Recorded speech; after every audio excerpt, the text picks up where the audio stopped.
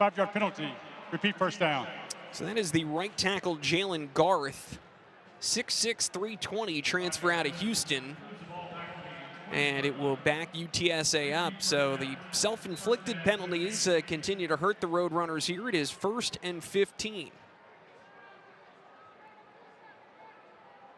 Henry lined up directly behind the quarterback, McCown. The handoff to him right up the middle, just pushing his way forward, and good push back by Temple. Gain of only 2 for Henry. It'll be 2nd and 13. It'd be nice if we can get to this quarterback. The quarterback is slim, and they say 6'1". 6'1", 190, which, again, that's what they would list me at if I played quarterback.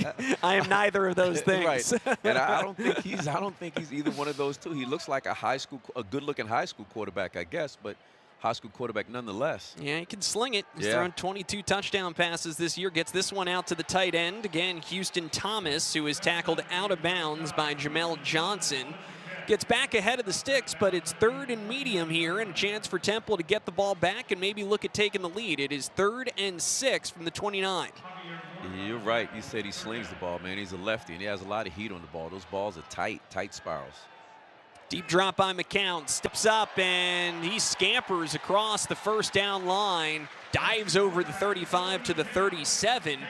This year he does rush a bunch. That's his 71st carry. It's 3rd most on the team. And if you take away the sack yardage, he's up over 350 yards rushing. And that time it was DeJuan Black that came off the edge, got a hand on him, but the offensive tackle pushed him around behind the quarterback. McCown comes up under center. Henry remains in at running back. Handoff, left side. Good hole for Henry. Up above the 40, still churning his way forward across the 45, and Henry, it's a nice ovation from the UTSA crowd after that gain of 12. He did a lot of that work by himself. Yeah, he gained 12. I'd say he probably had people on him at about 6 or 7 yards. Yeah, I think you're about right. I mean, 5'9", 205, but he's just churning those legs, and yeah, I think it's about 6 or 7 yards after contact, and it's all the way out to the 49. UTSA driving right to left, under 4 minutes to go in the first. Pitch to the near side. Henry trying to find that edge again. He is tackled out of bounds at the 45 by Torrey Richardson. It's a gain of 6, 2nd and 4. Yeah, we're just not getting good fits on the edge. They're getting the edge pretty easily. That's safety area. Coming downhill, that's outside back of defensive ends. Henry has been effective so far tonight. He's got 6 carries for 74 yards in the touchdown. McCown out of the shotgun. Pump fake, takes a second shot, has a man with a step over the top. It is caught inside the 10, down to the 5 by Jace Wilson. No, it popped out. Incomplete pass. Popped out. What a break for Temple. Wilson got open, just couldn't bring that one in. Yeah, as I said, there's times when we've had big plays against us. It seems like it's been busted assignments. I think they're going to take another. I think they're going to take another look at this. I think this is a catch. Maybe it is, and it's a fumble. That's wishful thinking. Oh no. Wow, I'm surprised it's not going to get a second look, and they run a trick play. Direct snap to the running back, and Temple was ready for it. Good job. Kavorian Barnes came in at running back. McCown faked as if he was going up to change the play at the line of scrimmage. They direct snap to the running back, and Temple got a good push, and now it's 4th and 1. Yeah, he walked over to the side like he was almost going to the coaches to get the play changed, like he couldn't hear what the play was to see what the play was, and they snapped it to the fullback. Great job by the Temple defense to be alert, and it is now 4th and 1. McCown out of the pistol, fakes the handoff, throws near side. They've got a chance, wrapped up in the backfield. It's a loss. DJ Woodbury forces the turnover on downs as he brings down David Amador. There you go. That's a great job. Great job. They brought the back. They brought the receiver in motion, and they brought him in and brought him back out into a swing pass to him. DJ Woodbury did a great job. His hand was really close to his face mask. his head. I was a little worried about that, but outside of that, he did a good job, man, making the play and running them out of bounds. 2:42 left in the first quarter. We're going to take a timeout as the Owls get the ball back on a 4th down stop. Temple will have it at midfield when we return to the Alamo Dome. More Temple football after the break from Van Wagner. This is the Temple Sports Network. Temple fans, are you looking for something imprinted or embroidered? If so, let Campus Clothes help you get the look. Whether your team is in the corporate office or on the athletic field, Campus Clothes can supply your team with all its needs. Choose from a wide variety of t-shirts, uniforms, fleeces, polo shirts, and jackets. Visit us on the web at campusclothes.com. That's KAMPUSKLOTHES.com. Looking good is the first step to playing well. Campus Clothes. Get the look. There are so many choices when it comes to selecting the right financial institution. Start with the Philadelphia Federals. Visit our website at pfcu.com. We're not here for our profit, here for yours. Insured by NCUA. Hey Owls, never go hungry. Temple Culinary Services has over 20 locations across Temple's main campus and Health Sciences Center. No time to cook? Add a meal plan to enjoy all the delicious options across campus without the hassle. Don't miss out on all the new and exciting things happening with Temple Culinary Services. Follow us on Instagram, Facebook, and TikTok at Temple Dining to discover what's new with Temple Culinary Services. Let's go Owls!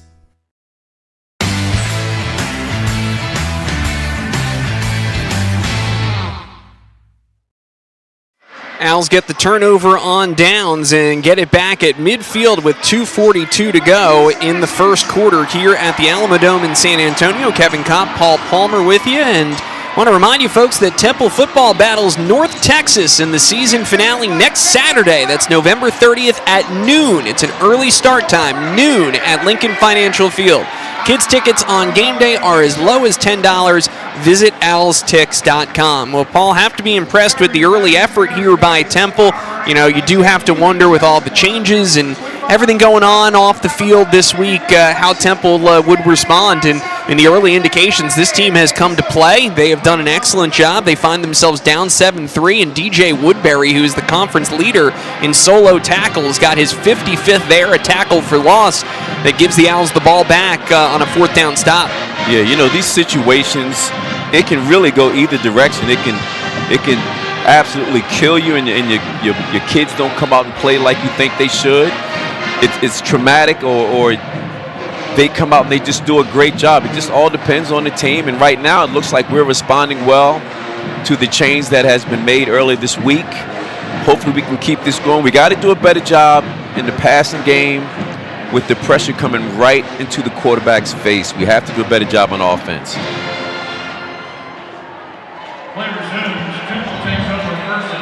So the Owls have it 1st and 10 at midfield. Temple in all white, moving left to right. The running back is Therese Worthy. Motion the tight end Daniel Evert to the left side. Worthy is lined up to the right of Simon out of the shotgun. Simon drops, steps up, nowhere to go. He is dropped once again. Another sack. It's the 3rd of the night. It's the 2nd for Jamari Robinson, who leads the charge. Yeah, and it's the same location. It's coming off of our right edge, right into Simon's face. So he sees it coming. Now he's been sacked 3 times so far. If he saw it coming then, he's really going to start seeing it coming now. He's going to be looking for it. Yeah, that's what they call seeing ghosts back there. They are just teeing off right now. Worthy gets the handoff, tries to cut it back, nowhere to go. He's going to lose a yard. So after the loss of 6 on the sack, Worthy loses 1 more. Temple has not got it going with the rush game yet, and it is 3rd and very long, 3rd and 17. Again, if you look at trying to get to the 64-yard mark for Maddox Trujillo, you don't even need a 1st down here. You want to get about 10 or 11 yards on 3rd and 17, and you can give them a chance. I really thought you were going to say 64-yard line. It might be good from there, too. You don't know. Handoff up the middle. Littleton with a good burst back across the original line of scrimmage. They're going to mark him down at the 50. Paul, here's the decision time right now. This would be a 67 or 68-yarder in a dome. Do you let them do it? I would, but They're going to be a little more conservative than you and I would be here. They're going to let Dante Atten punt and try to pin him back deep. The risk, obviously, is if you miss the field goal, you give it back to UTSA in very good field position. If it were a different situation, end of the half, end of the half, something like that, absolutely take a shot. Final minute of the first quarter as Dante Atten gets ready to punt on his first attempt. Averaging 40.5 over his first 2 attempts. Fair catch called for here at the 11. Good job by Atten. Hangs one up. Good coverage by the Temple punt team, and UTSA will take over at the 11-yard line with 40 seconds to go in the first quarter. Yeah, we were kind of hoping that maybe I speak a lot of times coming off the goal line. A first down or 2, then you can punt the ball and flip the field. Well, where we just had the ball, I was hoping get 1 first down and maybe we'll get a chance to taking a shot at a field goal. Wasn't to be there, and unfortunately for Temple, one of the things that scares you, even though it's a 7-3 game and the Owls are very much in it, you look at the total yardage tonight, UTSA 92, Temple just 4 yards of total offense. They have struggled to move the ball. Helped out by that muffed punt. Play fake and a check down to the right side. Amador makes the catch and a good burst. After the initial contact, he's brought down by Taekwon King, who is Temple's leader in tackles, closing in on 90 for the season. He's going to have a chance at a 100-tackle season if he finishes strong. Gain of 7, 2nd and 3.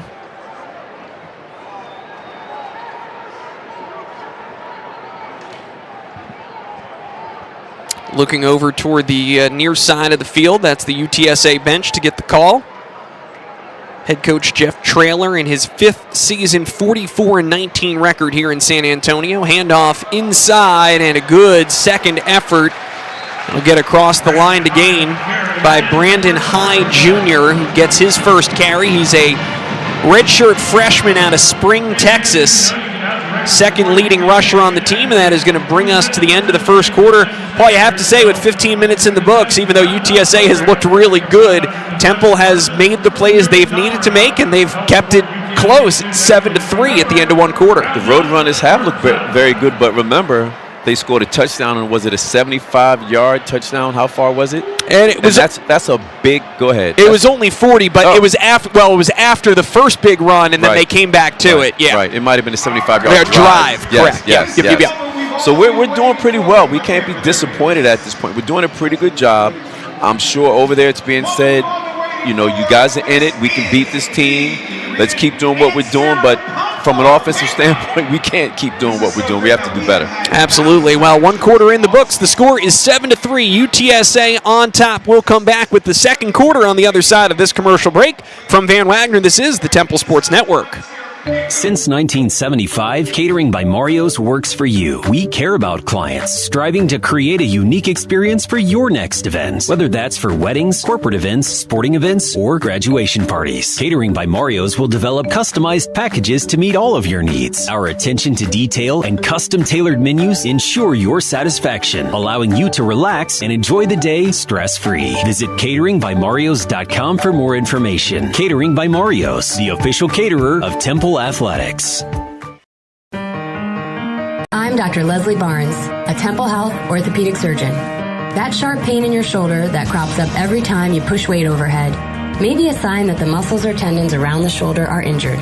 Shoulder arthroscopy is a minimally invasive procedure that can repair the problem through a few small incisions and have you back in the gym in little time. Start your road to recovery by calling 800-TEMPLE-MED and making an appointment with a Temple orthopedic specialist.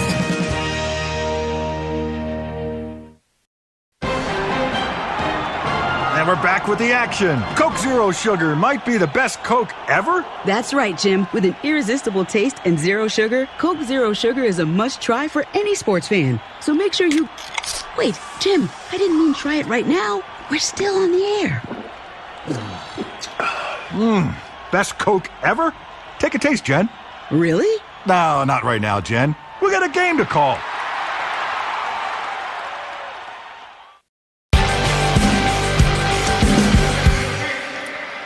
Start of the second quarter here in San Antonio. Kevin Kopp, Paul Palmer with you. It is 7-3 Roadrunners at the end of one quarter. The Owls getting a 37-yard field goal from Maddox Trujillo. Folks, fandom is serious business. Don't let aches and pains get in the way of cheering on your Temple Owls. Experience the power of physical therapy with NovaCare Rehabilitation today. Well, Paul, as we said, the total yardage gives you a little cause for concern, but you look at Temple taking advantage of getting a short field from UTSA, getting a field goal from Maddox Trujillo, very much in it at the moment as UTSA drives to begin quarter number 2. Yeah, we really haven't done very much. It's been a surprise that Littleton has pretty much gotten all the workload in the first quarter as opposed to Worthy. And Worthy had been playing really well. Really well. It seemed like he was kind of starting to settle into the running back position a little bit. For whatever reason, Littleton is the guy, and actually I really don't have a problem with that because I think Littleton has started to kind of gain a little momentum himself, but Worthy is the one that had been really kind of hurting people a lot as of late. Yeah, it's interesting to see. You have Littleton who had 4 carries for 12 yards. He also made 2 catches. Worthy only 2 carries and lost a total of 5 yards on those 2. Now, they've kind of developed into that effective thunder and lightning dynamic, and we'll see if they can get it going. 130 yards on the ground last week. Meanwhile, a handoff. Brandon High remains in at running back for UTSA, and he gets out to the 30. That's a gain of 7, and it will be 2nd and 3. And that time pretty much inside read, just a good push up the middle. The running back, you find a soft spot, which is normally in between 2 linemen, and you just push and try to come out the other end. 2nd and short. High remains in at running back, lined up to the left of McCown. McCown hands off. High pushing his way forward, and he's going to be maybe half a yard shy of the line to gain, and it'll be 3rd and inches.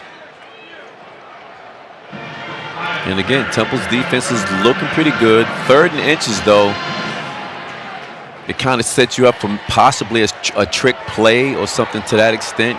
Play good defense, read your keys, do your job. Temple showing some pressure at the line. Woodbury gets to him in the backfield. Another tackle for loss by DJ Woodbury, and it's going to be 4th down for UTSA. Man, I don't know what DJ Woodbury is seeing, but he's seeing something that no one else on the defense is seeing. That is a great play that time. He came off of the edge from outside the tight end and made the tackle inside the A-gap right next to the center. Great job by DJ. Boy, he has had a night. He has had now the 2 biggest defensive plays of the night for Temple. The 4th down stop and now a 3rd down tackle for loss. Kyle Hogan, junior out of Australia, on to punt for the first time tonight. Averages 40 yards per punt. Gets this one away. It is a good, tight spiral. Fair catch called for by Dante Wright, backing up inside the 20 to the 19. I looked at it. I thought to myself, oh, this is a good ball maybe for a return. But I think Dante made the right decision when the ball was caught. There were 4 people pretty much in front of him, but it looked good for a second. Yeah, I thought there was a chance. That ball got to Wright pretty quickly that he might have outkicked his coverage, so to speak. But good job by the UTSA Gunners, and Temple will take over here at the 19. 13:28 to go. We're early 2nd quarter.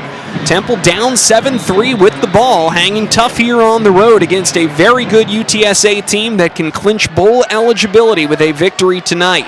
Simon comes up under center. Littleton, the running back, gets the handoff, trying to push his way forward. He's going to get a yard out to the 20. It'll be 2nd and 9. Yeah, there's just no room at this point. You know, Roadrunners' defense is stout, man. They're big up front, and we're not getting a very good push at all up the middle. We got to try to figure out something that works.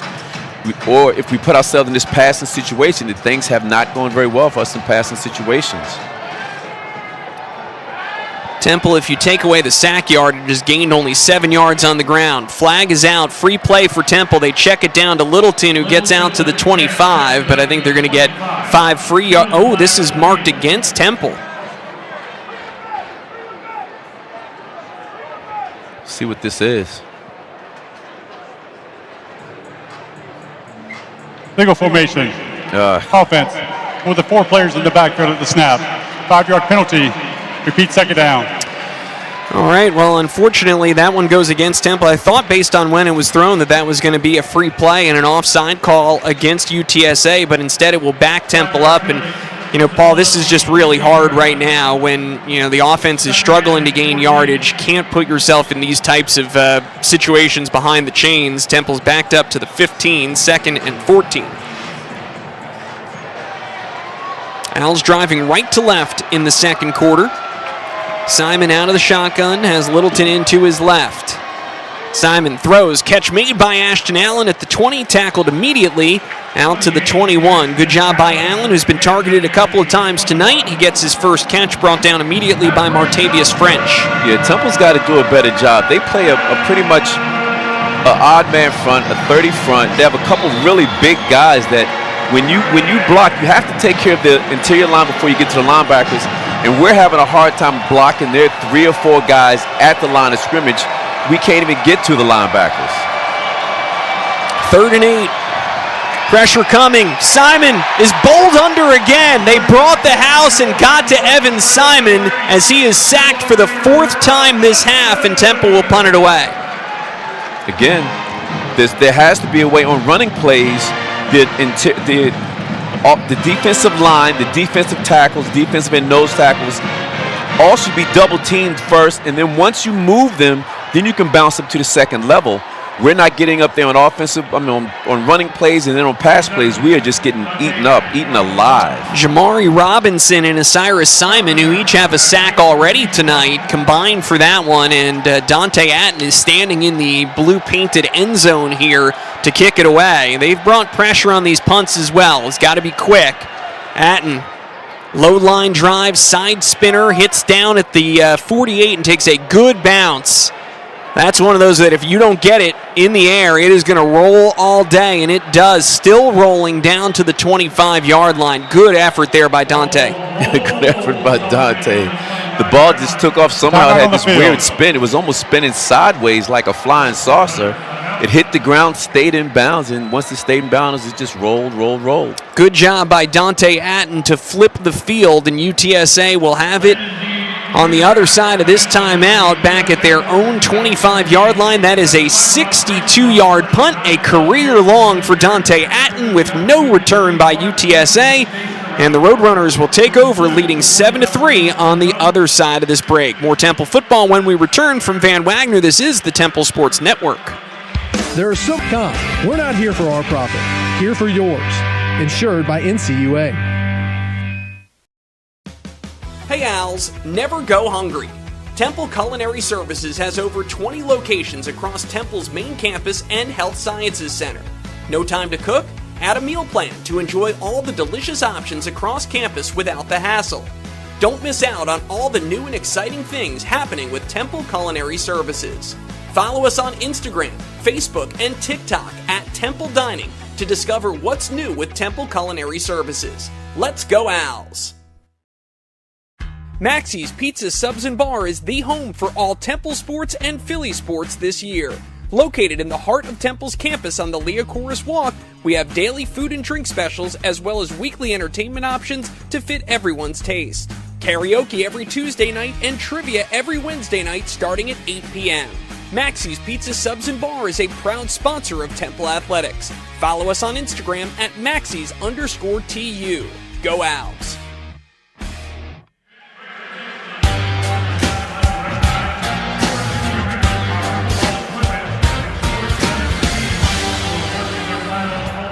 Welcome back, ladies and gentlemen. Kevin Kopp, Paul Palmer with you here at the Alamo Dome. Early second quarter, 11:08 left to play in the half. UTSA getting the ball back, leading 7-3. Folks, get the active, pain-free life that you deserve. At Summit Spine and Wellness, we get you back to the things you want, need, and love to do.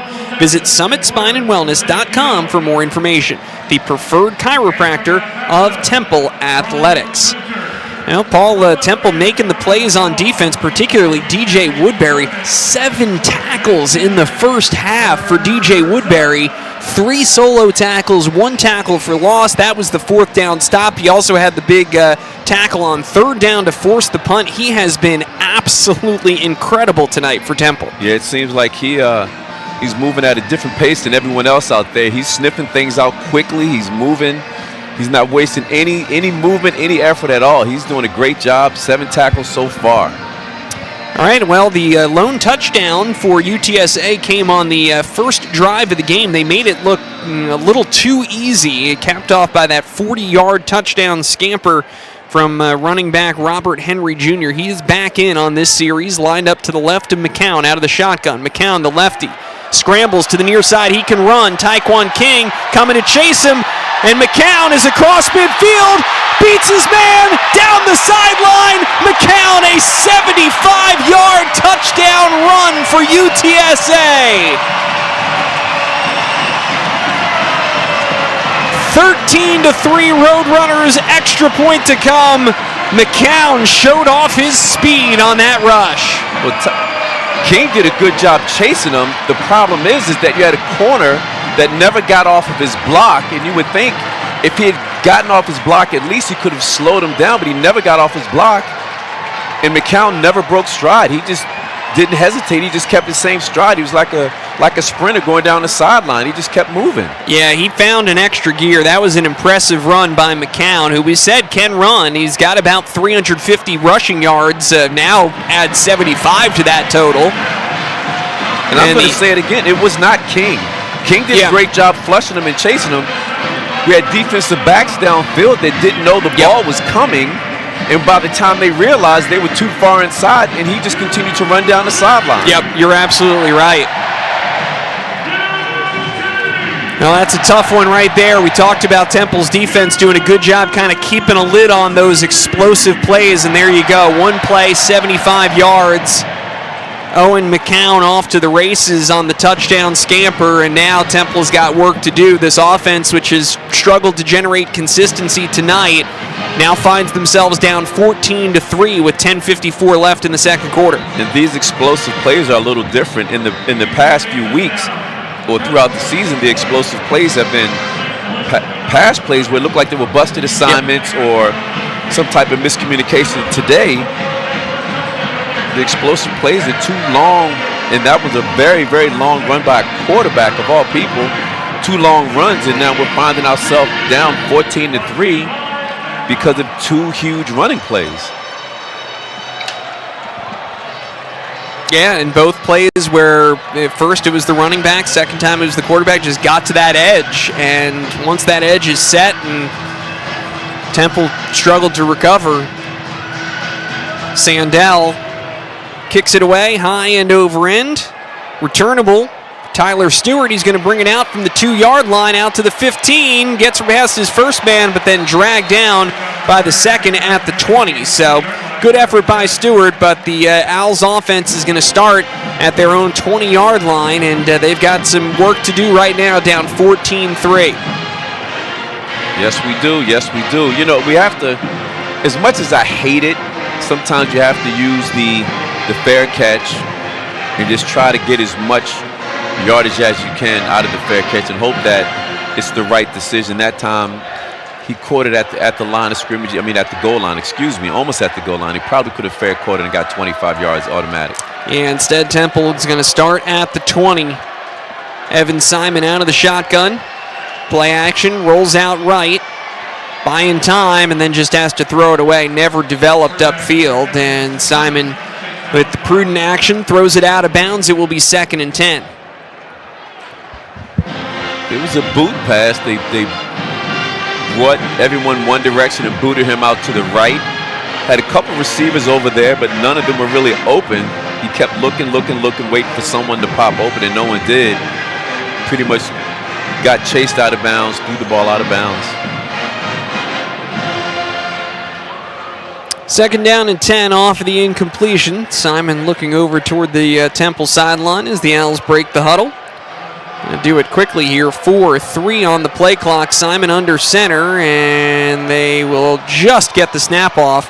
Handoff, Littleton. Littleton on the right side is able to barrel his way forward for 5 or 6 tough yards. That's one of the best runs that Temple has had tonight, and gets it into a nice manageable 3rd and 4. Yeah, if not the best. It's unfortunate to say, like, your best run is like a 4-yard game, 4 or 5-yard game, but good yardage. I love the way he runs, though. He runs with so much determination. We really haven't had a chance to see him really pop, but he really runs with a lot of determination.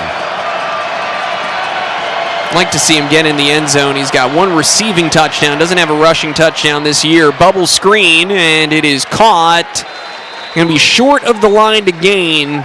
It's going to pick up 2 and leave 4th and a long 2 here for Temple. And, legal formation. Offense. With the 4 players in the backfield at the snap. That penalty is declined. 4th down. So that's the second time tonight the Temple has had an illegal formation penalty, and unfortunately it's going to mean that the Owls will have to punt it away here on 4th and 2.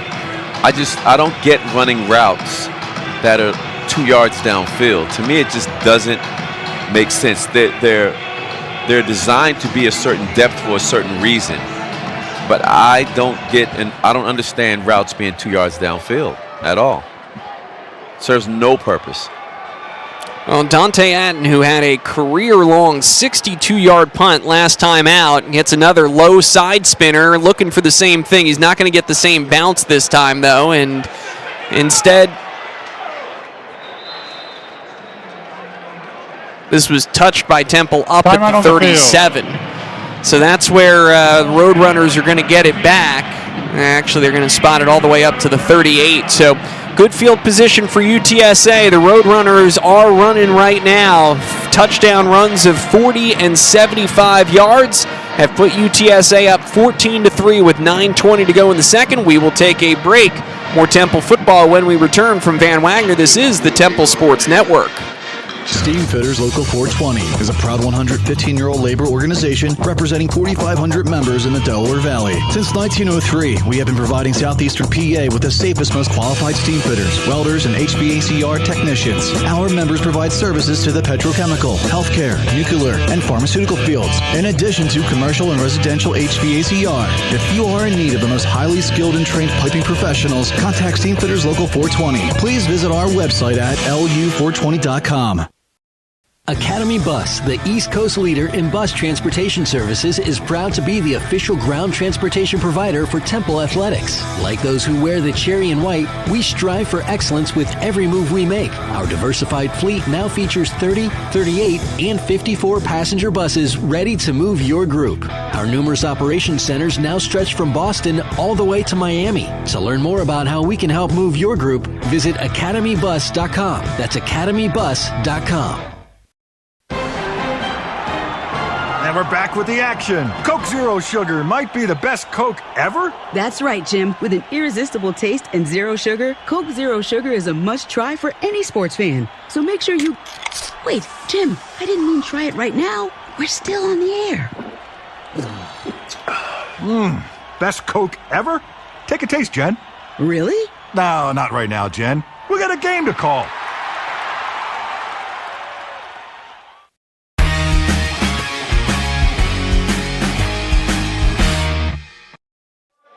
Welcome back, ladies and gentlemen. Kevin Kopp, Paul Palmer with you here at the Alamo Dome. It is 14-3, and Temple giving the ball back to UTSA in good field position at the 38-yard line. And, Paul, time for Temple to find a little of that defensive success that was keeping them in this one early. You know what? Sometimes you got to do it yourself. If Temple can get a little turnover again, that may help us out, but the other time it was special teams. But sometimes on defense, you have to help yourself. You need to get a turnover or something to that extent to kind of jumpstart everything for everybody all over again.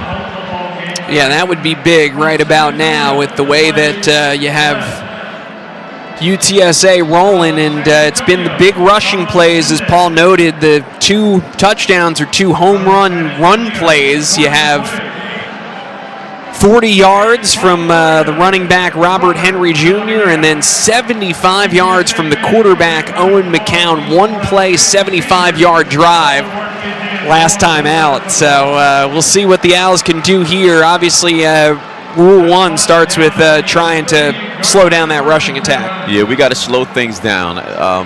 Those 2 big plays, big running plays, that the first one was a good run. The second one, it was some error on our behalf that caused the run to be so long, I thought. Throw into the flat, caught by Amador, who has been the favorite target in the receiving game. He gets forward for about 5 yards, and it will be 2nd and 5. You know, passing tonight, McCown is now 7 of 9 for 20 yards. So they have really not done anything in the passing game. For someone who's thrown nearly 3,000 this season, now throws it out to Robert Henry Jr., tackled immediately by Elijah Darraville. Good coverage by the Temple safety, and that's a gain of just 1 on the play. It's 3rd and 4. Yeah, that was a great job. Coming from inside out, kind of from center field and coming downhill and making a great tackle. Yeah, and Henry is not easy to bring down. We've seen that in the running game tonight. So good stop by Darraville, who has been just a model of consistency for this Temple defense in his time here. 3rd and 4, McCown out of the shotgun, Amador in motion from the left to the right side into the slot.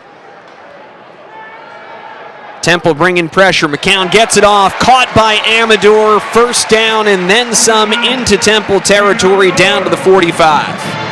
Just a nice quick slant route. There was bunch, 3 receivers to one side. The back receiver ran a slant route, kind of using his 2 teammates as a shield, ran a slant route right across the middle. Good throw, good catch. Biggest pass play of the night for UTSA, and now the double reverse, flea flicker wide open inside the 20. Dan Dishman, the tight end. Well, Paul, you said earlier, trick play might be coming. There it was. They faked the reverse, pitch it back to the quarterback, and then the tight end left wide open on the flea flicker. Yeah, it looks like they caught us in a man-to-man coverage. Someone must have taken a peek at the ball or in the backfield and left their guy wide open by like 10 yards wide open. If he had thrown it deeper, it would be a touchdown. So now it is 1st and 10 at the 12-yard line. Fake the handoff. The ball is batted and into the hands of DJ Woodbury. There's the turnover for the Owls. Woodbury up the far sideline. 30, 40, across midfield. Finally dragged down from behind. A tip drill interception. DJ Woodbury comes up with it for the Owls. And DJ Woodbury, I met DJ while he was a senior in high school. DJ knows what to do with the ball. In high school, DJ played basketball. Not only that, DJ played wide receiver a lot of pounds ago in free safety, a whole lot of pounds ago, but he knows what to do with the ball. Great return. The ball is out to about their 45-yard line. Now there is a flag that came in after the return. Personal foul, horse collar tackle, UTSA. 15-yard penalty, 1st and 10 for Temple. Well, sideline warning, Temple. That's their first. All right, well, you'll take that.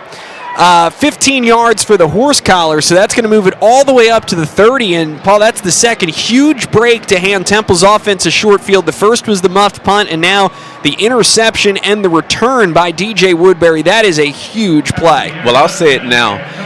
He may have been the guy that busted coverage on the trick play. He may have been. But he made up for it that time with that interception. Interception and run. Do need to give some credit to Jamel Johnson, who got the initial hand on there. Now it's a pop pass to Dante Wright, trying to find the edge on the near side, and might get Littleton for a hold here. Yeah, I think they might have got him too. Early indication is against Temple. Yeah, come on, you can't have penalties in situations like this. For 13. Penalties adjust. 10-yard penalty. Drive. Repeat. 1st down. Drive and point killers. Penalties will take you out of scoring position, or they'll just set you back. You can't have penalties. You got to play more flawless. Actually, it was not Littleton. It was Jamar Taylor Jr., the wide receiver, who was over on that side. So he gets called for the hold, and it is now 1st and 20. We're under 7 minutes to go in the second quarter. Temple down 14-3, but driving. Jamel Johnson had the tip into the hands of DJ Woodbury. The Owls get the interception and have set themselves up in UTSA territory. 1st and 20 after the holding penalty. Simon, 2 rushers unblocked. It is swatted down. Brought the corner blitz. Zay Frazier got a hand on it. He breaks up his 9th pass of the season, and it is 2nd and 20. Well, a lot of times you get a corner blitz if you're on the right hash, or if you're on a hash, a lot of times that corner to the short side of the field, it's a very easy adjustment. You send the corner off the edge, and the person that he's covering out in the open gets covered by a safety coming down. But it's a very effective blitz when you have a corner blitzing you to the short side of the field. 2nd and 20 for the Owls. Clock stopped at 6:32. And the play clock was winding down to prevent the delay of game.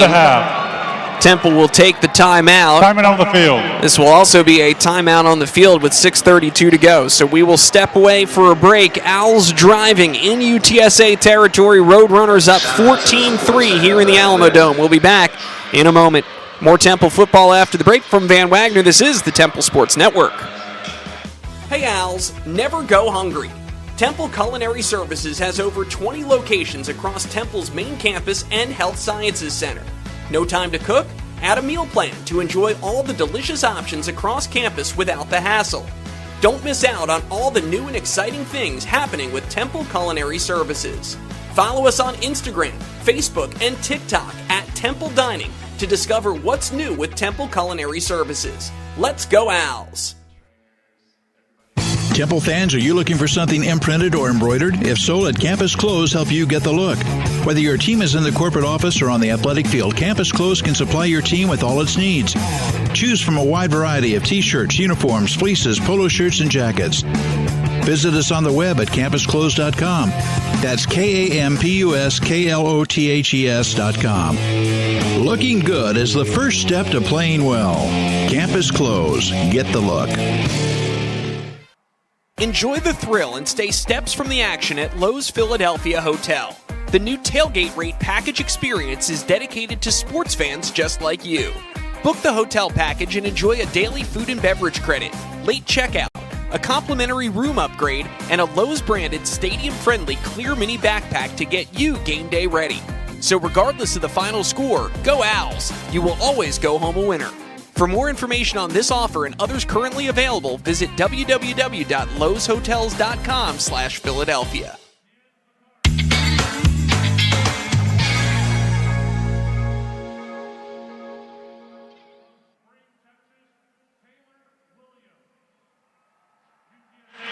Welcome back, ladies and gentlemen. Kevin Kopp, Paul Palmer with you. 6:32 to go in quarter number 2. The Owls with the ball down 14-3. It is senior night for UTSA here, their final home game of the season at the Alamo Dome.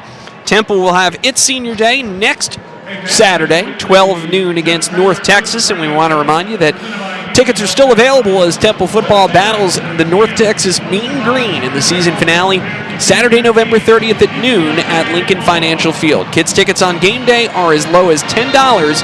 Visit owlstix.com.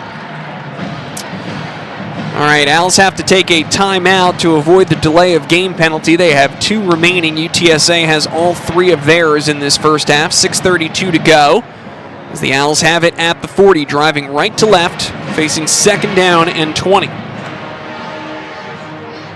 Can't have penalties. You get a big turnover, a huge turnover. You get the ball in great shape, 30-yard line, and a penalty on top of that, and then you start going backwards. 2nd and 20. Handoff, Littleton. Littleton has a hole up the middle, tripped up across the 25 down to the 20. A big run by Littleton. He's got 20 on the nose. It's a first down for Temple. And honest to God, if he could have just kept his feet, kept his balance, I believe he absolutely would have scored. There's a great run by him, great job by the offensive line. Owls with some momentum now. They go back to Littleton, who this time is swallowed up for a loss. Remember, as Paul noted, this team, UTSA, 4th in the country in tackles for loss, and Martavius French leads the way on this team. He's got another that puts him over 13 for the season. Yeah, they're big up front, man. 335, another 320 at the defensive tackle and nose tackle positions. And those guys are demanding to be double teamed, and there's a lot of times where they may be, and they're still making plays. Yeah, and so then you bring the linebacker in, French, where everyone's engaged, and he's able to come in and do exactly this. He gets through and does the same thing again. He brought down Littleton. It's exactly that, Paul. It's that big front that's got everyone tied up, and then French just finds the hole and hits it. He is a really good linebacker. Yeah, he's a really good linebacker. As a linebacker, you see everything in a V, like a cone. So when plays come your way, you don't run sideways. You start coming forwards and coming downhill to where the ball is going. That time, French came flying through there like nobody knew. There is a flag. The ref is having a problem. Turn it on. After the play, personal foul, number 2, defense. Half the distance to the goal line, automatic. First down. Well, that is a really bad penalty for UTSA. You just have French with back-to-back tackles for loss. Yeah. Temple's going backwards, and your nose tackle, Brandon Brown, commits a 15-yard penalty after the play. And again, Temple is the beneficiary of some bad plays by UTSA tonight. Yeah, a couple personal fouls. Penalties are bad enough, but personal fouls are just so unacceptable, completely unacceptable. Can't take credit for this. It was just on ESPN's broadcast. This is the most penalized team in the country. Worthy trying to find the edge on the right side, and he steps out of bounds inside the 10 down to the 9. I think the play was a built-in, like a fake toss to try to get all the energy going to the left, and as soon as the back caught the ball, go back to the right. The problem was that there was kind of pursuit. Therese did a great job just really getting to the line of scrimmage and picking up any positive yardage. Ends up getting 3. It's 2nd and 7 down to the 9-yard line. Worthy stays in. They fake the handoff. Simon throws back of the end zone. Sliding catch for the touchdown. The Owls strike for 6. Dante Wright with the touchdown reception. There we go, man. Dante Wright, you can always depend on him getting open and being in the right spot at the right time. Also, if the offensive line can block and give Simon time, that's evidence of what we could possibly do, because we've struggled in that first quarter especially, but we struggled in the first half protecting him. If we can protect him and give him time, the possibilities are just multiple. Yeah, you're right. It makes an enormous difference. Dante Wright with his 5th touchdown reception of the season. Evan Simon with his 14th touchdown pass. Maddox Trujillo is on for the extra point, no doubt there. And it is 14-10 with 4:37 to go in the quarter. And Kevin, just recall, what did it for us was the defense got to stop. Defense made a great play on top of what Woodbury had done. They got a personal foul. Yep. Then we had a problem. We were back, and then they got another penalty. 2 personal fouls in one drive, and that's what happens when you don't play disciplined football. You kill yourself, and you can't have personal fouls. They're the worst thing. Next to turnovers, personal fouls are the next worst thing on the field. Yeah, and I mean, you look at it tonight, and again, you got to give Temple credit for taking advantage when there's been an opening, but the muffed punt leads to the 3 points that Temple gets on that drive, and here the interception, the 2 personal fouls that you mentioned lead to the 7 points on this drive. So yep. Temple is, they've walked through the door when it's been opened, and here they are trailing 14-10 with 4:37 to go in the second quarter. Despite being outgained by 200 yards in the game, it's a 4-point contest. That's all that matters right now. Yeah, that's all that matters. You know, the numbers and statistics are great. At the end of the day, who wins the game? That's what matters. And right now, we're only down by 4 points, and we may be getting beat statistically, but right now on the field, we're looking pretty good. Pop-up kick here by Trujillo, trying to dare a return from Carpenter. Carpenter is going to oblige across the 25, 30, 35, 40. Gets past Trujillo. He is off to the races. Instant answer by UTSA. It is a kickoff return touchdown, and the Roadrunners go up 20-10. Extra point coming. I think maybe next time we may not want to test the situation. We may just want to go ahead and kick it in the end zone. You have Trujillo who's got such a leg. He can, you know exactly what he was trying to do. He was trying to pop one up and, again, just dare UTSA into a return, and Chris Carpenter was all too happy. He just brought it right back up the middle, and boy, that is a huge swing of the momentum right back to the Roadrunners. And when you can just kick the ball in the end zone and guarantee 75-yard drives every time, use it to your advantage, kick the ball in the end zone, and make teams go 75 yards for touchdowns. Extra point is good. So that's a huge, huge play. You just had all the momentum back if you're Temple. The defense just got a turnover on their last series. The crowd was a little quiet. They kind of quieted down a little bit. You got a little gas on your sideline. And then instead of using maybe the strongest leg in the nation right now, we decide to pop it up. We pop it up, and they turn it from a 25-yard, automatic 25-yard line, 75 yards to go before the half, to a 97-yard touchdown. 97-yard kickoff return by Chris Carpenter. Another Colorado transfer in this UTSA program, and that's just a heartbreaker because of how hard Temple had worked to get back within 4, and now you've got to find a way to do it again. You got to try to get to 21-17 here before the half. UTSA will get the ball first. Yeah. Still 4:24 to go in quarter number 2. Yeah, plenty time.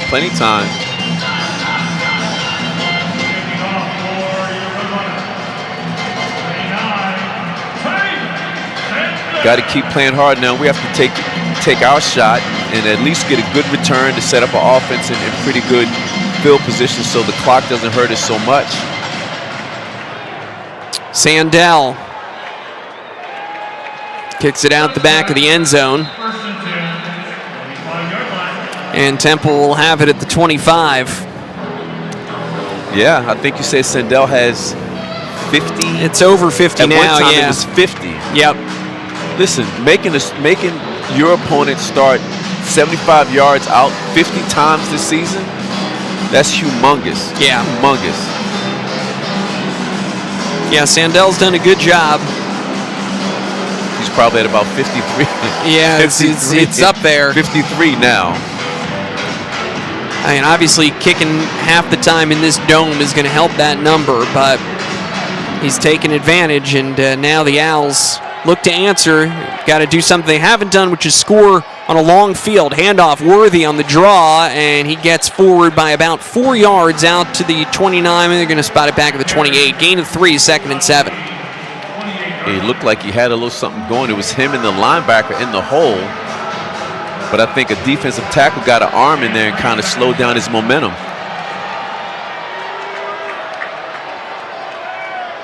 Fake the handoff. Simon throwing single coverage and intended for Allen. It is broken up.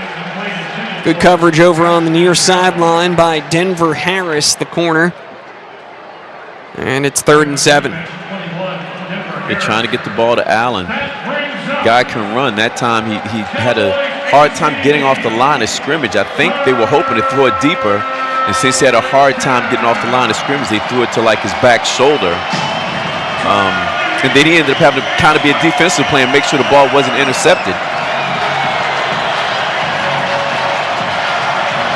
Empty backfield. 3 receivers to the right side.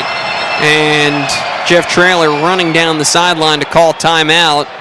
Temple going with a different Timeout. look there, and UTSA Their first of the half. going to slow things 30 down. seconds. We'll keep it here on a 30-second timeout with 3:56 to go in the first half.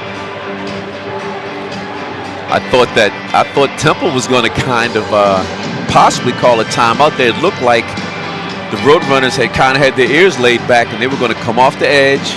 And it appeared to me that they had numbers, but I guess their coach didn't like the way it looked and decided to take a timeout himself. He had it to use, may as well use it, get everybody on the right page. Both teams with 2 timeouts remaining here in the first half. 3:56 to go.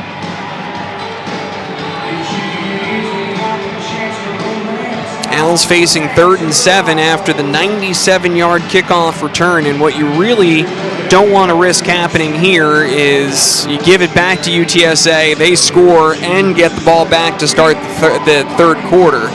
Yeah. That's kind of what happened in that ECU game where Temple was keeping pace back and forth, and then bam, bam, bam, 3 touchdowns on either side, and turned into a bit of a runaway. Simon flushed out on the left side. Has to tuck it, dives, and gets all he can, but nothing opened up downfield, and Simon is going to be chased out of bounds short of the line to gain. It will be 4th down and 5, and Temple will bring out the punt unit. And again, Simon got pressure right to his face. It's tough enough when you have pressure coming off your back, but when you can see the pressure coming, you know, there's nothing you can do. All you can do is try to run, and then now he's trying to run. He's trying to throw against his body or across his body, whatever the case might be. The pressure coming from the right side of our line is just killing us. Atten standing on the Temple 15. Gets this one away. Again, it's a low side-spinning punt. Hits down at the 25. This is going to be a good one by Atten. Still rolling inside the 10. He has had a real night for Temple. Inside the 5, 4, 3, and that is where it rolls to a stop. Excellent job by Dante Atten. Another great punt. Another great punt. Right now, the special teams are kind of doing their job. The punt team is doing their job. Great punts by Atten. Great coverage by the special teams, and they even got a turnover one time. Atten had a career-high 62-yard punt earlier tonight. This one may well be longer by the time all is said and done, as it rolls down to the 3. It's 66 yards for Atten. 66-yard punt. Incredible job. And we thought maybe we would get some fireworks in the kicking game, but from the kicker. Atten says, hey, there's another specialist here, by the way. Yeah, that's what Atten is telling us. Don't forget about me. 66-yard punt. He's had his 2 longest punts of his career tonight, and then a good job in the hole. Stepping up to make the tackle for Temple is Jalen Lewis, as Robert Henry is stopped for just a 1-yard gain. Good job. Let's try not to give up the big play. Try to keep him pinned down here. Backed up to the shadow of their own end zone. Now a big hole up the middle. Henry has a seam right up the middle of the field. 50, 40, 30, 20. Cuts back to the outside and is dragged down inside the 10. But not before an enormous run from Robert Henry Jr. all the way down to goal to go for UTSA. You know, honestly, to Temple's credit, the effort of the 3 defensive backs that ran down to chase him down, that's just simple desire and trying to win. But you can't give up a big play like that. And that play was that's a 2-minute timeout. Right up the middle of the field. He didn't get touched until he was all the way down here in the other red zone. That will bring us to the 2-minute timeout. It has been the explosive plays tonight for UTSA that have made the difference. 40-yard touchdown run, 75-yard touchdown run, 97-yard kickoff return, and now an 88-yard run, the longest play from scrimmage this season for UTSA, and it has set up the Roadrunners goal to go when we come back from the 2-minute timeout. More Temple football after the break from Van Wagner. This is the Temple Sports Network. And we're back with the action. Coke Zero Sugar might be the best Coke ever. That's right, Jim. With an irresistible taste and zero sugar, Coke Zero Sugar is a must-try for any sports fan. So make sure you... Wait, Jim, I didn't mean try it right now. We're still on the air. Best Coke ever? Take a taste, Jen. Really? No, not right now, Jen. We got a game to call. When an owl goes down and injury strikes, you bet the physical therapists and athletic trainers from NovaCare Rehabilitation spring into action. As the preferred physical therapy and athletic training provider for Temple Athletics, helping athletes recover from aches, pains, and injury is another day's work. You're in good hands on campus or within our 150 locations throughout the Delaware Valley. Whether you're getting back to an activity you love or looking for ways to make life less painful, the power of physical therapy can help. Visit novacare.com to find a location near you. Since 1975, Catering by Mario's works for you. We care about clients, striving to create a unique experience for your next event. Whether that's for weddings, corporate events, sporting events, or graduation parties. Catering by Mario's will develop customized packages to meet all of your needs. Our attention to detail and custom-tailored menus ensure your satisfaction, allowing you to relax and enjoy the day stress-free. Visit cateringbymarios.com for more information. Catering by Mario's, the official caterer of Temple Athletics.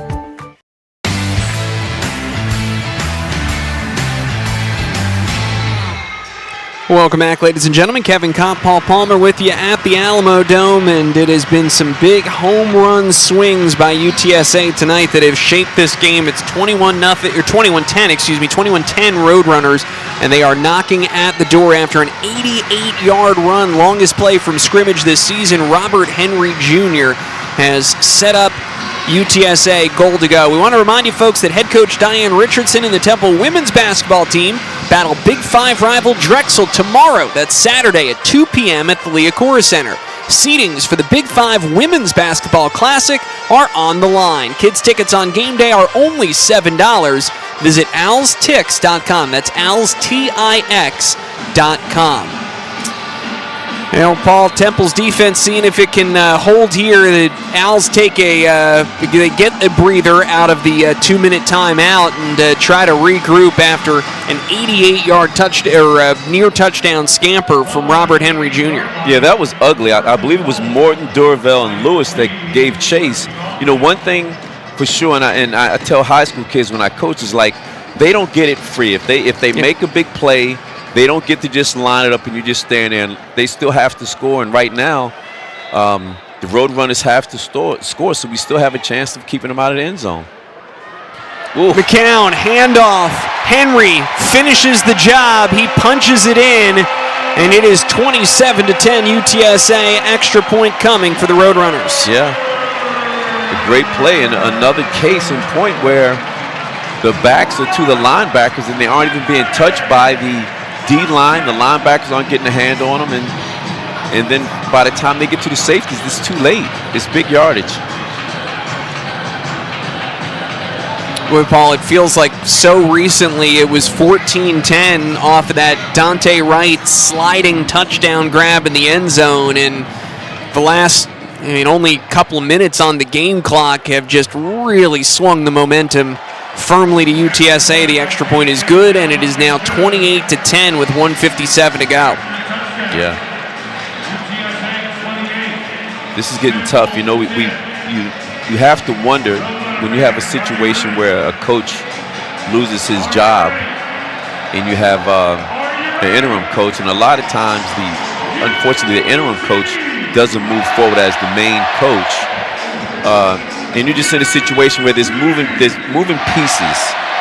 You know, you take one coach and now you make him the head coach, and take another coach to take his place, and all these different things are going on. And it's tough. It's tough with less than a week's time. It's tough if this happened in the spring. It's tough with the new staff, and it's something that we're going to be looking forward to. We're going to be going into the next season with the new coach, but it's tough at that point to bring people together to play.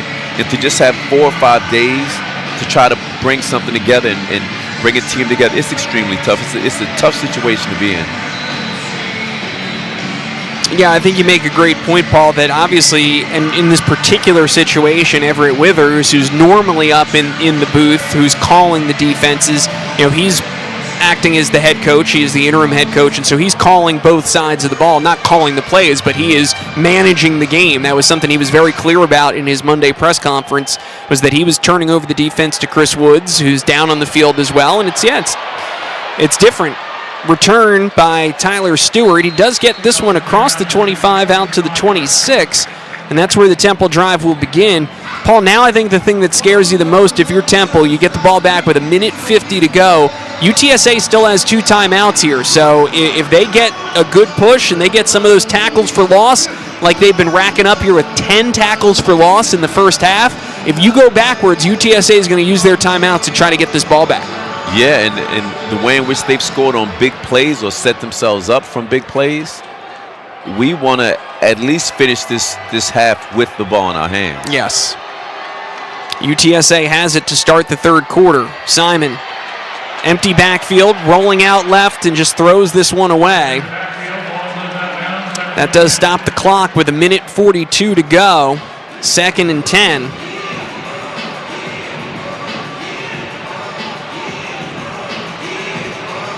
And it's tough.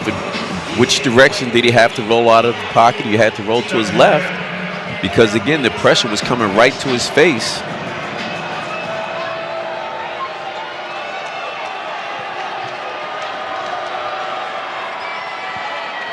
Little draw to Littleton. Littleton gets into the second level across the 40, still on his feet, across midfield and out of bounds. Another big-time run by Antoine Littleton. Oh, look at the big boy roll. I thought he was out the gate, man. That was a good-looking run. That last defender kind of tripped him up and kind of messed up his stride and forced him to go out of bounds, but that was a great run that time. I love the way in which he runs. I just think he runs with so much determination. I love it. He kind of reminds me a bit of Raquel Armstead. Yeah. Like the toughness and the hard way in which he runs. Yeah, I think that's a great comp right there. Gets it across midfield. 1st and 10 at the 48. Little check down, and it is dropped by Therese Worthy. He was swinging him out there. I don't know that was going to go for a ton of yards, but it does stop the clock with 1:30 to go at 2nd and 10. No, it looked like it was a swing pass. If he had caught it, he probably would have caught it about 2 yards behind the line of scrimmage, and there was a defender that was closing really, really fast. So it is incomplete.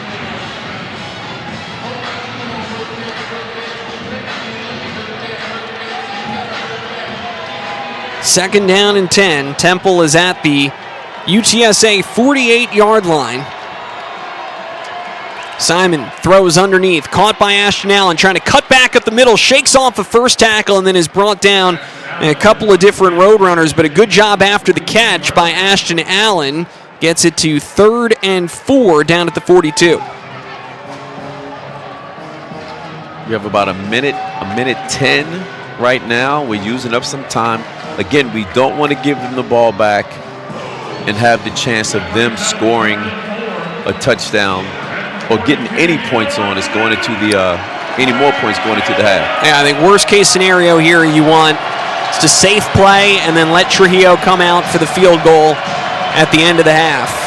Littleton lined up to the right. Simon, they're bringing pressure. Simon gets rid of it. It's caught by Dante Wright at the 30. Angling to the outside, 20, 15, 10, and dragged out at the 7-yard line. Wright made the catch in traffic, slipped away from defenders, and got upfield. There is a flag back at the line of scrimmage. He's so good. He's so aware of his surroundings and the possibilities of what could happen when people are around him. He Personal found himself. foul. Rough the passer. Great. Again. Defense. Here they go. At the distance to the goal line. Here they go. Automatic. Here First they go. down. Most penalized team in the country. And for what? It's unnecessary. You're killing yourself by Temple doing something so stupid. Start on the snap. But back to Dante Wright, like his awareness of where he is, his awareness to get out, catch the ball between two people, and know if he gets out, there's room to go, to put his hand down, to keep his balance and to go. He's really a good receiver. He really is. He does so many little things like that. Yeah. All right. The Owls have it. Goal to go. A chance to answer here, down 28-10 in the final minute of the half. UTSA looking for a goal line stand. Simon drops, throws, back of the end zone, and it is high. Out the back of the end zone. Wright was in the vicinity. Yeah, that was way out of bounds. That was, I don't know if it was as much attempt to complete it or an attempt to just get rid of the ball, because it was way over his head. I think he just lives to see another day there. Yes. 32 seconds left. 2nd and goal from the 4. Now, Temple has 2 timeouts remaining. You can run the ball. They've got the full playbook here. You don't have to throw it. They can control the clock, and they do have Littleton lined up behind Simon.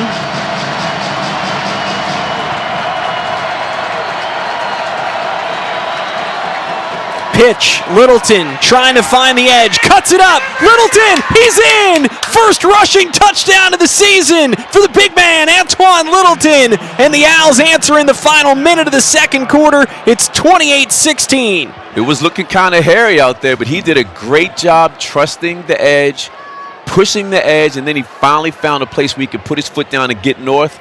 Did so, got in the end zone. Great run by Littleton. Remember, he set up that drive with the 27-yard run earlier that gave Temple a chance, and then you're right, there was a lot of pressure in his face. He had that pitch. He got it backwards, probably close to the 10. I mean, it goes in the books as a 4-yard run, but he had to probably run 10, 12 yards. Oh, he had to run 10, 12 yards from the start, and if you add on another 5 or 10 yards to the side, it's like 20 yards to go 5 yards. Yeah. First rushing touchdown to go with 1 receiving touchdown from earlier in the year. Maddox Trujillo is in for the extra point, and it is good. 28-17. 27 seconds to go, and Temple will have to kick it away, but you hope that now you can get to the half. And again, despite a couple of big plays on the UTSA side, Temple very much alive in this game. We're not doing horrible. You know what I mean? We've made it hard for ourselves. A few times today we've made it hard for ourselves, but at the same time we fought back. For us to come back and get a touchdown when we really, really needed to answer back is big for Temple's offense. Now we just have to get out of here now, only down where we are right now, 28-17. Can't give up anything big. The kicker needs to hit the ball, put the ball in the end zone. Yeah, and then the defense has to just play defense for 75 yards. I cannot imagine we are going to see anything other than Maddox Trujillo booting the ball out the back of the end zone for the rest of the night, not giving Carpenter a chance to do what he did last time, which was a 97-yard touchdown return. What a big play. Temple had got it to 4 points at that time, and you take that 97-yard kickoff away, it's a one-score game. Right now, it's an 11-point lead for UTSA. And Trujillo is going to intentionally kick it short and force one of the up men to catch it, take the fair catch here at the 25. I'm okay with it. Yep. I'm okay with it. I think it takes a little time off the clock. It puts the ball in the hands of someone you probably prefer. That person in that position is probably more of a tight end, kind of bigger guy, and it kind of puts it in the hand, do you fair catch it? Or do you try to return? You try to return it, you eat up time, or you just simply fair catch it and give us the ball back. So how aggressive is UTSA going to be here, I think, is an interesting question. I think this first play will be pretty aggressive, and then they'll take it from there. Play fake, deep shot, single coverage near side, and a good job to break it up. No flag. Oh, finally one came in. They're going to get Jamel Johnson here for pass interference. Pass interference, number 20, defense, 15-yard penalty, automatic, first down. I just don't think he was in position. I don't think that guy was in position. He threw it from center field. He had two referees on the sideline, in front and in back of him, closer to the ball, and he threw the flag from the center of the field. I agree. Yeah, that's why I thought at first that there was no flag, and it came in from, the third closest official. Throw to the near side, man left open. It's Jamel Hardy who gets there and gets out of bounds at the 44-yard line of Temple, so that will move the chains again. So the 15 yards on the pass interference penalty, then a completed pass, Hardy's first catch of the night for the redshirt freshman, and UTSA is in business right now at the Temple 44. There's 15 seconds left. It looked like another busted assignment. Yeah, Owls need to buckle down here and get out of this half without any points given up. Down 11. McCown drops under some pressure, has to check it down underneath, and Woodbury comes up to make the hit. That was exactly what Temple needed, a negative play, clock running, and that may well put an end.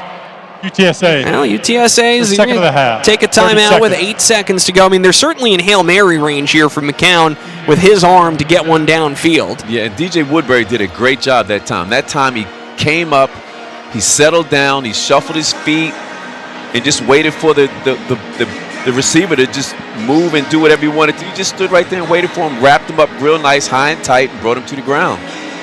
Textbook. Timeout UTSA. Facing 2nd and 13 after the loss. Woodbury, what a half. What a half for DJ Woodbury. 8 tackles, 4 solo tackles, 2 tackles for loss, and an interception.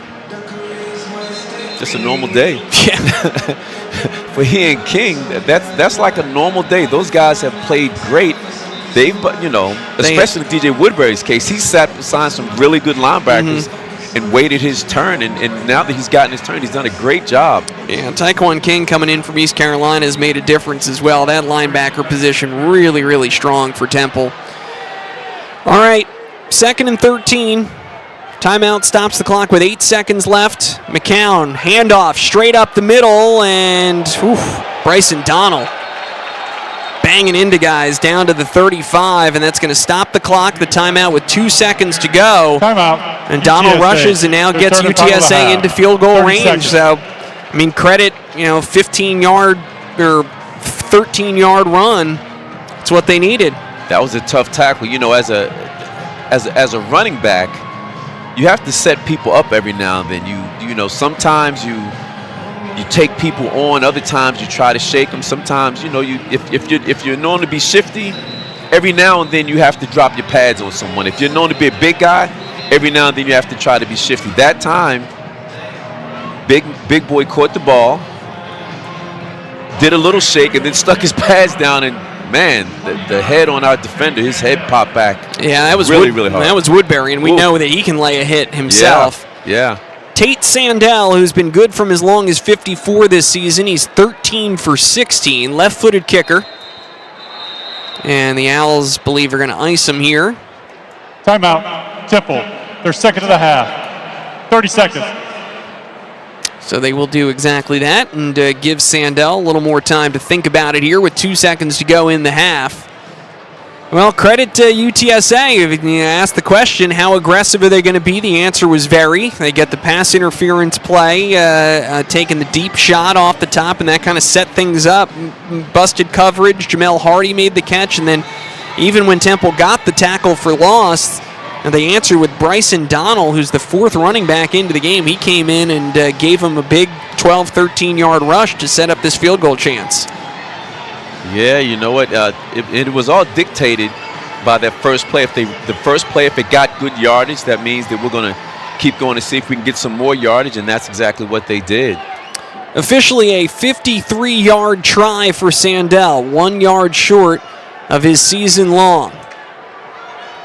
Kick is away, and it is wide right. No good from Sandell, and that is how we go to the half. Missed field goal from 53, and Temple scores the last 7 points of the half. UTSA will get the second half kickoff, but Paul, 28-17, Owls are still in this game. Yeah, Owls are still fighting. It got ugly a few times in the first half. Kind of missed opportunities in the first half, but you know what? We're fighting. This is a pretty good team. This team is hot right now. They've been able to score a lot of points against a lot of people lately. And we're fighting, and we're doing a pretty good job. 28-17 is the halftime score. Chris Fenelon joins us at halftime. Temple head strength and conditioning coach when we come back. More Temple football after the break from Van Wagner. This is the Temple Sports Network. For the last 10 years, the International Brotherhood of Electrical Workers Local 98 has been a proud sponsor of Temple Sports. But our partnership with Temple dates back to the origins of our union. We have been providing state-of-the-art electrical and computer networking services to Temple University for many years. Just as Temple is world-class in many academic disciplines, Local 98 members have mastered the skills to provide the Temple community with the most efficient and safest electrical work in the world. IBEW Local Union 98.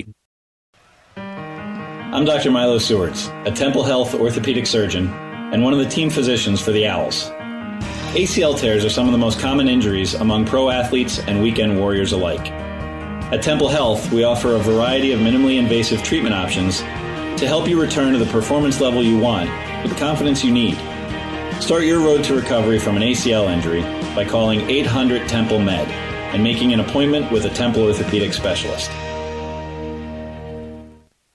Hey Temple fans, the 2024 football season is kicking off, and SeatGeek is here to help you experience all the action. SeatGeek makes it easy to find tickets so you can be a part of all the touchdown celebrations this season. Whether you're buying or selling tickets to Temple football games or to any other live event in Philadelphia, SeatGeek is the place to do it. SeatGeek is the official ticketing partner of Temple Athletics. The most disruptive idea in ticketing? A ticket that works. Expect the unexpected. SeatGeek.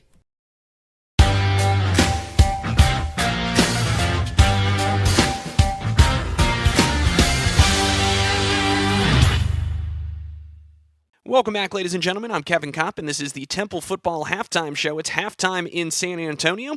Earlier this week, as part of Temple Talk, which you can check out from Maxie's Pizza Subs and Bar, 12 to 1 p.m. on Wednesdays here on the Temple Sports Network. That's owlsports.com/listen.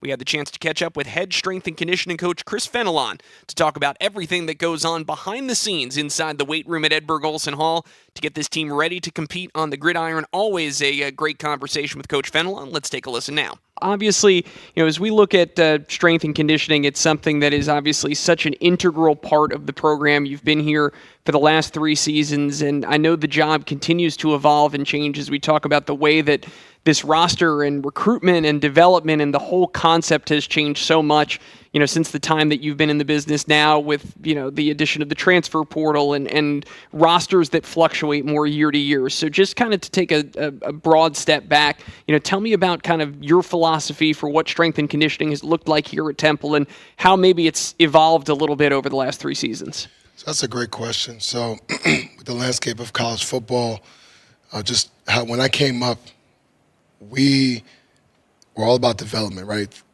And you got your 5-year development people, your 4-year development people, and your 3-year development people if you're lucky enough to be that talented and be at a place that has that, right? So now with the transfer portal, it's no more 4 or 5-year development guys, right? They turn into 2, 3-year development guys, sometimes 6 months, right? Like an Ashton Allen, right?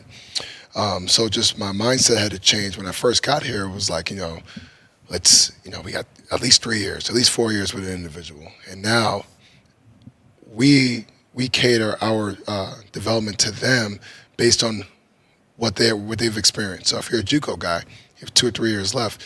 We got junior college guys, some of them that have never been in the weight room or maybe been in the weight room for a year. Then we've got, other junior college guys who live in the weight room, right? And then you have your guys that transfer from other schools that had maybe an elite strength conditioning program where they're very familiar with the weight room, and there's other places where maybe they didn't get a chance to get developed. So what we do in the winter workouts or whenever they first get here is an evaluation period. We're training them, we're teaching them, but we're seeing what they're proficient in. So when we're able to check those boxes, like, hey, he's really good in the squat, he's really good in the clean, he's very proficient in these kind of movements, we can progress quicker, as opposed to, hey, this is a system, this is how it's going to be, doesn't matter if you're really good at it, you're going to stay with it for X amount of time. Now it's kind of like we're cooking with gas. We're cooking as fast as we can because we want to squeeze as much development. The same thing with the kids coming out of high school. Some high school programs are very elite training-wise, and some high school programs, don't have the resources to be as elite. So if a kid coming out of high school looks really good, we'll move them along way quicker than we have in the past. Well, tell me how that has kind of played out with, you look at this year's roster and you look at the way it's been constructed. And obviously, there were areas where this team, I think no secret on the part of the coaching staff, were looking to get kind of bigger and stronger and faster and do some of those things. So, tell me about, kind of specific to how this 2024 team came together, kind of what you were looking to put in from that perspective. Right. So, well, first off, I do have to shout out my staff, Andrew Brooks, C.J. McFarland, and Bill Bailey. Without those guys, we wouldn't be able to do half the things that we did. So I owe everything to those guys. Those guys are awesome. But just, again, we had to develop quickly. So just looking at our roster and what we needed, watching film, watching, where are we lacking, where can we improve on. So just kind of the approach was just obviously getting faster on the perimeter, getting more explosive on the perimeter, and getting stronger and bigger up front, right, on both sides of the ball. So just we just put an emphasis on, okay, if your guy is closer to the ball, we're going to spend more time in the rack. If your guy is further away from the ball, we're going to spend more time doing explosive things and then everything in between. We just kind of do that, and we let their numbers and their deficiencies kind of, help dictate which direction they're going to go. So if you're a guy who's really fast, okay, let's work on something else. Instead of just your speed, let's work on how quickly you can stop. If you're a guy who's really strong, okay, let's work on how powerful you can be, things of that nature. So we did that. And again, it's always an evaluation period, right? We collect so much data and have all these numbers and stuff so that we can push harder. And we do those things and we compare it to the game. So, we'll come out of winter, preparing them for spring ball, and then after spring ball, what can we improve on? We'll give it to coaches, watch film, do those things, and then make a plan for summer, and we do the same thing going into camp. Well, one of the things that you've touched on, and I know is such a critical part of what you all are doing, is data and numbers, and the way that plays a role, I'm sure, has changed by leaps and bounds since the time that you got into the business compared to where we are here in 2024. And tell me specifically with respect to the Temple program, with all of these different measurement tools and heuristics that are available, what are you zeroing in on? What are some of the tools that you and your staff have found to be helpful in the way that you kind of create a program here? Great question. So the number one, or I guess the one that we use the most, is Catapult. That's our GPS tracking system. And, that basically measures all the yardage in practice during our workouts on the field, how fast guys are going, their changes of direction, how fast they're changing direction, how much work they're doing, their loads. So we can take all that data, and that helps us map out our off season. So we want to mirror the off season, expose them to what they're going to feel in season or in preseason or in spring ball. Because my thing is, how am I going to put you? In order to prepare you for something, right? In order to prepare you for something, I have to be able to expose you to it before you do it, if that makes sense. Yep. So like, have you just practice, but we haven't exposed you to any speeds or yardage, that's a recipe for disaster. So Catapult is one. We use a bunch of stuff. We have our force plates that we use through Vault. We jump our guys every week. It's kind of a readiness test, just tell us where they're at. If their jumps, if they vary, if they go down, it tells us, okay, may need extra recovery. Or it tells us imbalances from right to left as well. So we use our force plates. We use our Nord boards, which measure our hamstrings. We have a bunch of stuff. And we use our iPads. They're called VidTruth. We measure the speed of the bar and how fast they're moving a load and their repetition and how much tonnage they use and all those things. So we just take all those numbers and we just kind of compile a profile for these guys so we can help them maximize their abilities. Well, to bring it back to where we started, I know it's become so individualized and the things that you have to do are so varied, and it's not a top-down. So I could ask you about 125 different guys and get 125 different answers, but someone that you mentioned by name that I think folks that have been listening all this year, it's a story that I think we found really interesting, is Ashton Allen, who is not your typical incoming transfer, 4 years as a sprinter at USC, hadn't played competitive football since high school. Tell me about kind of what the process was from a strength and conditioning standpoint. We've had Ashton on the show to talk about kind of his development in terms of making himself into a really productive wide receiver. But from your standpoint, as you kind of got him in the weight room and got to develop him that way, how did that process come about? Well, so on his official visit, I actually was at a conference. So I wasn't able to see him. And one of my assistants actually saw him and said, "Man, this joker's huge." I said, "Okay, great, love it." So he shows up on campus, and I'm like, "Man, he's, I think 6'3", I think it was like 218. I'm like, "My goodness." I'm like, "Okay." So then we run tempos, and it's like not full speed, but it's a good run. And this guy's floating. He's out in the front. I'm like, "My goodness." And I'm like, "Should I tell him to slow down?" I'm like, "No, let him go. Let him roll." And then as time goes on, we know speed-wise he's gonna be fine. In a linear, like with nothing in his way, he's gonna be fine. So anyone knows that, right? And anyone that knows sports at all knows that he's going to be really good in a straight line. So a receiver, you don't play receiver in a straight line. So our biggest thing was, how can we get him to change direction dynamically? How do we get him to be able to decelerate and accelerate while experiencing contact, while looking for a ball, all these things. So one thing we try to break it down for him is just literally just basic deceleration. Hey, sprint full speed, try and stop by this point. And then it turned into, hey, you're going to sprint full speed next to this person to stop at this point. Coach AB did a phenomenal job with our field work this summer, and he was able to expose them to different things. And then in between those, they would actually just literally just run routes. And we tracked all of that. And we were able to watch his movement patterns. So it's like, hey, these are things he needs to work on. And then in the weight room, he's so the typical thing people think about track people is that they're not tough or they may shy away from work. That couldn't be the first thing from the truth, at least with Ashton Allen. Like he one time we had a workout. He said, "Coach, I'm not surprised, man." He said, "I'm a little surprised. You guys actually know what you're doing." I'm like, "What's that supposed to mean?" He's like, "Well, some strength coaches just try and beat people into the ground." I said, "We do that sometimes too, but There's got to be a method to the madness. But he bought in from day one and takes tremendous care of his body.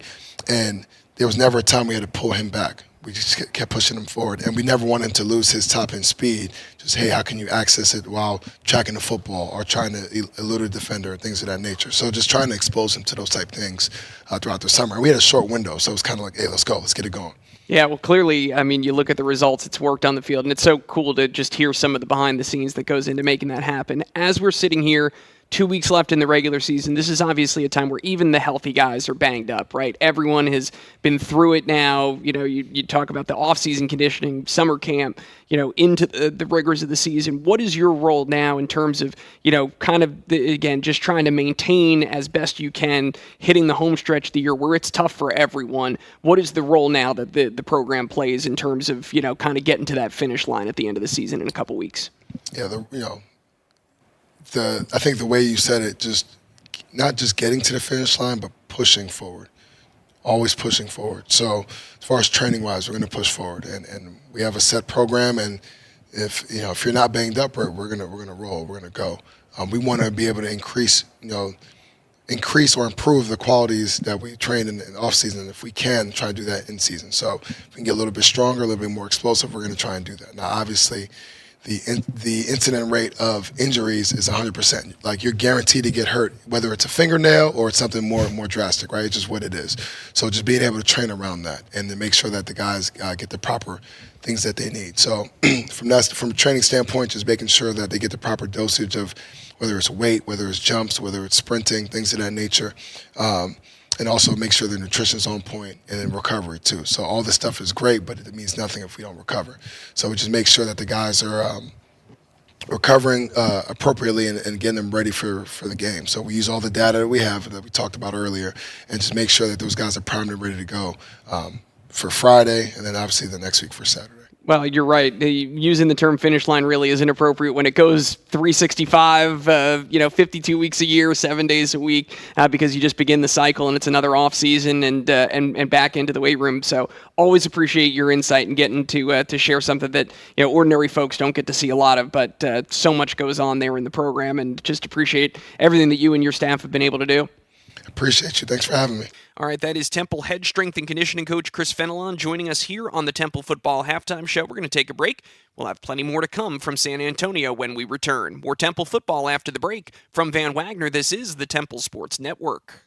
Academy Bus, the East Coast leader in bus transportation services, is proud to be the official ground transportation provider for Temple Athletics. Like those who wear the cherry and white, we strive for excellence with every move we make. Our diversified fleet now features 30, 38, and 54 passenger buses ready to move your group. Our numerous operations centers now stretch from Boston all the way to Miami. To learn more about how we can help move your group, visit academybus.com. That's academybus.com.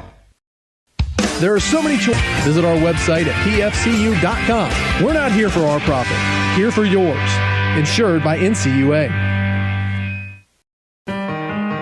I'm Dr. Leslie Barnes, a Temple Health orthopedic surgeon. That sharp pain in your shoulder that crops up every time you push weight overhead may be a sign that the muscles or tendons around the shoulder are injured. Shoulder arthroscopy is a minimally invasive procedure that can repair the problem through a few small incisions and have you back in the gym in little time. Start your road to recovery by calling 800-TEMPLE-MED and making an appointment with a Temple orthopedic specialist.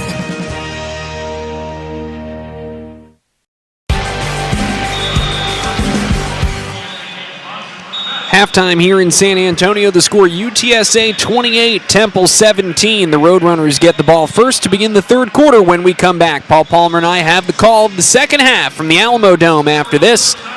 More Temple football after the break. From Van Wagner, this is the Temple Sports Network. Enjoy the thrill and stay steps from the action at Lowe's Philadelphia Hotel. The new tailgate rate package experience is dedicated to sports fans just like you. Book the hotel package and enjoy a daily food and beverage credit, late checkout, a complimentary room upgrade, and a Lowe's-branded stadium-friendly clear mini backpack to get you game day ready. So regardless of the final score, go Owls! You will always go home a winner. For more information on this offer and others currently available, visit www.loweshotels.com/Philadelphia. Hey Temple fans, the 2024 football season is kicking off and SeatGeek is here to help you experience all the action. SeatGeek makes it easy to find tickets so you can be a part of all the touchdown celebrations this season. Whether you're buying or selling tickets to Temple football games or to any other live event in Philadelphia, SeatGeek is the place to do it. SeatGeek is the official ticketing partner of Temple Athletics. The most disruptive idea in ticketing? A ticket that works. Expect the unexpected. SeatGeek. Maxie's Pizza, Subs, and Bar is the home for all Temple sports and Philly sports this year. Located in the heart of Temple's campus on the Leocoris Walk, we have daily food and drink specials as well as weekly entertainment options to fit everyone's taste. Karaoke every Tuesday night and trivia every Wednesday night starting at 8 p.m. Maxie's Pizza, Subs, and Bar is a proud sponsor of Temple Athletics. Follow us on Instagram at Maxie's_TU. Go Owls!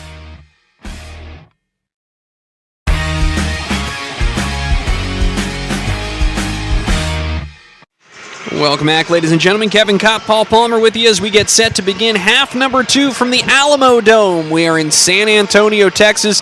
Just the second ever meeting between Temple and UTSA. The first was last season, a 49-34 win for the Roadrunners. And this one so far has the makings of another shootout, Paul, as the Owls find themselves down 28-17 at the break. They will get ready to kick off to UTSA as we begin the third quarter. You look inside the numbers, total yards 360 for UTSA, just 115 for Temple. You know, there were some really big plays in that first half for the Roadrunners, and yet, despite it all, the Owls are here. They're down 11 points, very much alive in this game. And that's the big difference right now. The big difference are the big plays. A couple huge running plays, 2 or 3 huge running plays, and that kickoff return should have never happened. We may have been better off not even testing it, not even trying them. I know as a kick returner myself, I always thought to myself, just come on, kick it to me. Kick it to me. You always feel like I always have a chance as a kick return guy, and that time we may have miscalculated what we were doing, and we gave him a chance, and he ran the ball back. Yeah, that really changed the complexion of that half. Temple had just scored a touchdown to make it 14-10 on the previous possession. Defensively, they came up with an interception from DJ Woodbury on a tip ball by Jamel Johnson, and that was the one time in that half where you could really say that the Owls had all the momentum, and then it just got erased like that. To Temple's credit, they got another touchdown out of Antoine Littleton later in the half, but it's now 28-17, and Temple with some work to do as they get set to kick it off. The Owls on the road tonight are in all white helmets, white jerseys, white pants. Maddox Trujillo is going to kick it away right to left. UTSA to receive. It's an onside kick, and UTSA falls on it. So the Owls try some trickery to begin the second half, Paul. It does not pay off.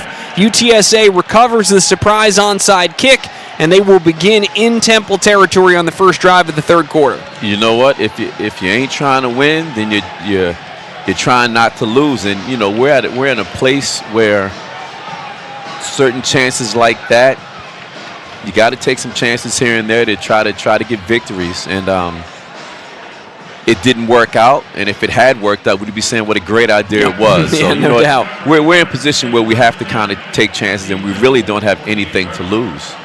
Robert Henry, who went 8 carries for 171 yards and 2 touchdowns in the first half. Dump it off underneath, the catch made by the tight end Patrick Overmeyer, and he is rumbling his way down inside the 45 down to the 42. It'll be a gain of 6 on first down, 2nd and 4. The first one to him was DJ Woodbury. Starts off the half the way he ended the half, making a tackle. Yeah, he was incredible in the first half. You have for Woodbury in the game 8 tackles, now 9 if you count the one to start the second half. Little shovel pass underneath. Overmeyer, the tight end, to the outside, inside the 20, down to the 15-yard line. Patrick Overmeyer didn't catch anything in the first half, catches back-to-back passes here, and 2 plays UTSA already into the Temple red zone. Yeah, this is tough. UTSA comes out hungry.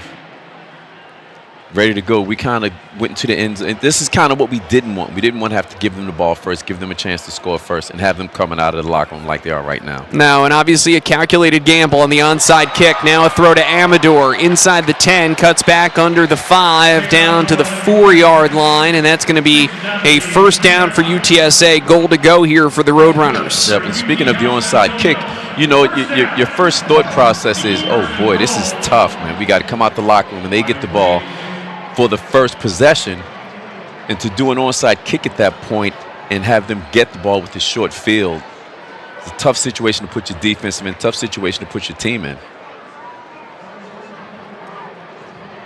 McCown out of the shotgun. He's got Henry to his right. First and goal from the 4, throwing a high fade, and I think that someone got their wires crossed. No one was running that route to the back corner of the end zone. It looked like there was a pick between the tight end and the outside receiver. I think they both picked for one another, and neither one thought that they were the one that was going to be getting the ball. It was overthrown anyway. It looked like it was well out of bounds anyway. So incomplete, second and goal now from the 4. And McCown out of the shotgun. Henry lined up to his right. Overmeyer, the tight end. Motions in, tight to the left side of the formation. Play action. Temple's got pressure on McCown. He's tripped up by Darraville. Now he's able to fall forward and get to the 1. Darraville almost brought him down for a loss. And then McCown was able to scamper out of it and nearly get in for the touchdown. He's going to be spotted at the 1. It's third and goal. Ooh, it's further back. If they look at it, his knee came down even further back. They put it at the 1. His knee may have come down about at the 3-yard line. Tough break there for Temple on the spot. They get the snap off, and a handoff to Henry, who is thrown down by Latrell Jean. Makes the big tackle for loss and brings up 4th down. And that's kind of what I said in the first half. Just because the team gets a big play, that doesn't mean that they automatically get the score. They score when they score.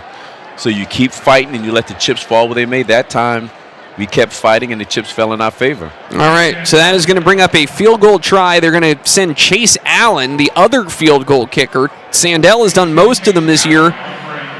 He missed a 53-yarder at the end of the half, so now Chase Allen, the redshirt junior, gets a try here, and on the chip shot field goal, it is good. And it's 3 points to start the third quarter for UTSA, 31-17 Roadrunners. Yeah, I wish we had instant replay to just, we did a good job. We stopped them. They had the kick, great. But the play before, I'm telling you that his knee went down at about the 3-yard line, and it didn't matter. Unfortunately for us, it didn't matter, but the ball should have been on the 3-yard line instead of the 1. Either way, the defense did a great job keeping them out of the end zone. And now it's our turn to get a shot. But now we're down, 17-31, which is still pretty big. So we kind of dug a bit of a hole for ourselves in this first few minutes of this half. Time for Temple to go to work, down by 2 scores. They will get the ball first for the first time in the second half when we return. 31-17, 11:58 to go in the third quarter. More Temple football after the break from Van Wagner. This is the Temple Sports Network. For the last 10 years, the International Brotherhood of Electrical Workers Local 98 has been a proud sponsor of Temple Sports. But our partnership with Temple dates back to the origins of our union. We have been providing state-of-the-art electrical and computer networking services to Temple University for many years. Just as Temple is world-class in many academic disciplines, Local 98 members have mastered the skills to provide the Temple community with the most efficient and safest electrical work in the world. IBEW Local Union 98. And we're back with the action. Coke Zero Sugar might be the best Coke ever. That's right, Jim. With an irresistible taste and zero sugar, Coke Zero Sugar is a must-try for any sports fan. So make sure you... Wait, Jim, I didn't mean try it right now. We're still on the air. Best Coke ever? Take a taste, Jen. Really? No, not right now, Jen. We got a game to call. Hey Temple fans, the 2024 football season is kicking off, and SeatGeek is here to help you experience all the action. SeatGeek makes it easy to find tickets so you can be a part of all the touchdown celebrations this season. Whether you're buying or selling tickets to Temple football games or to any other live event in Philadelphia, SeatGeek is the place to do it. SeatGeek is the official ticketing partner of Temple Athletics. The most disruptive idea in ticketing? A ticket that works. Expect the unexpected. SeatGeek.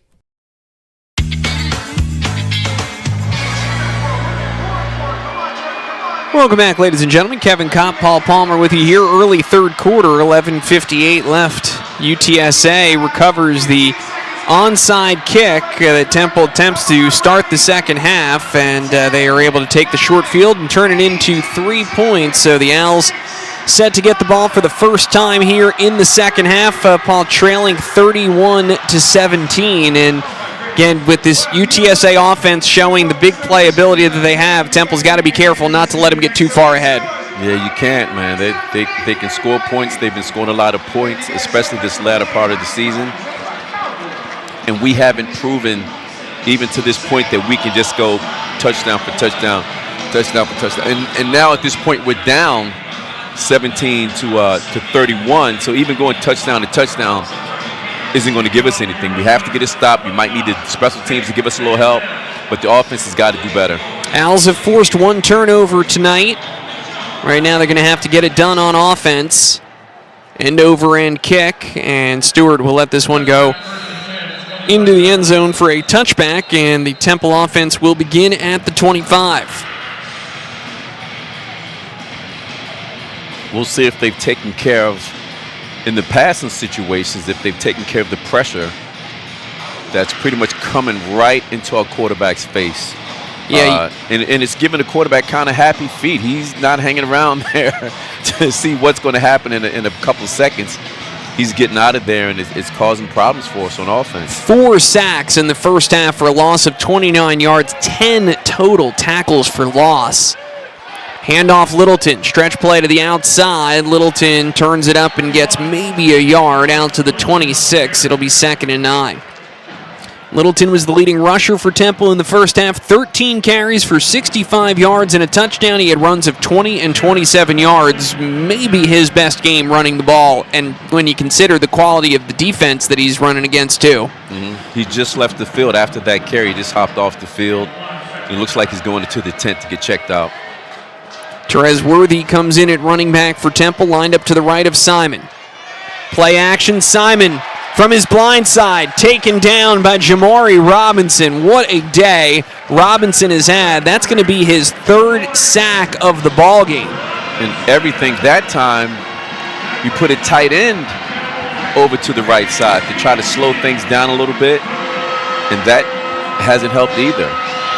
Another sack, another pressure from that right side. I actually shorted him one, Paul. That is 4 sacks from Jamari Robinson in this game. 4. Jesus. He's got 4 of the 5 himself. 3rd and 9.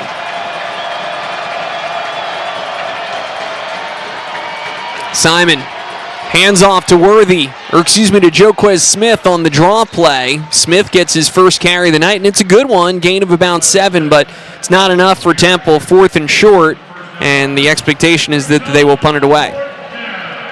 Yeah, we're giving the ball to Atten. Atten has really punted the ball well today. A couple times it didn't look like it was going to do what it did, but the ball had momentum on it. They were low, hard kicks. They had good momentum on it, and they continued to roll.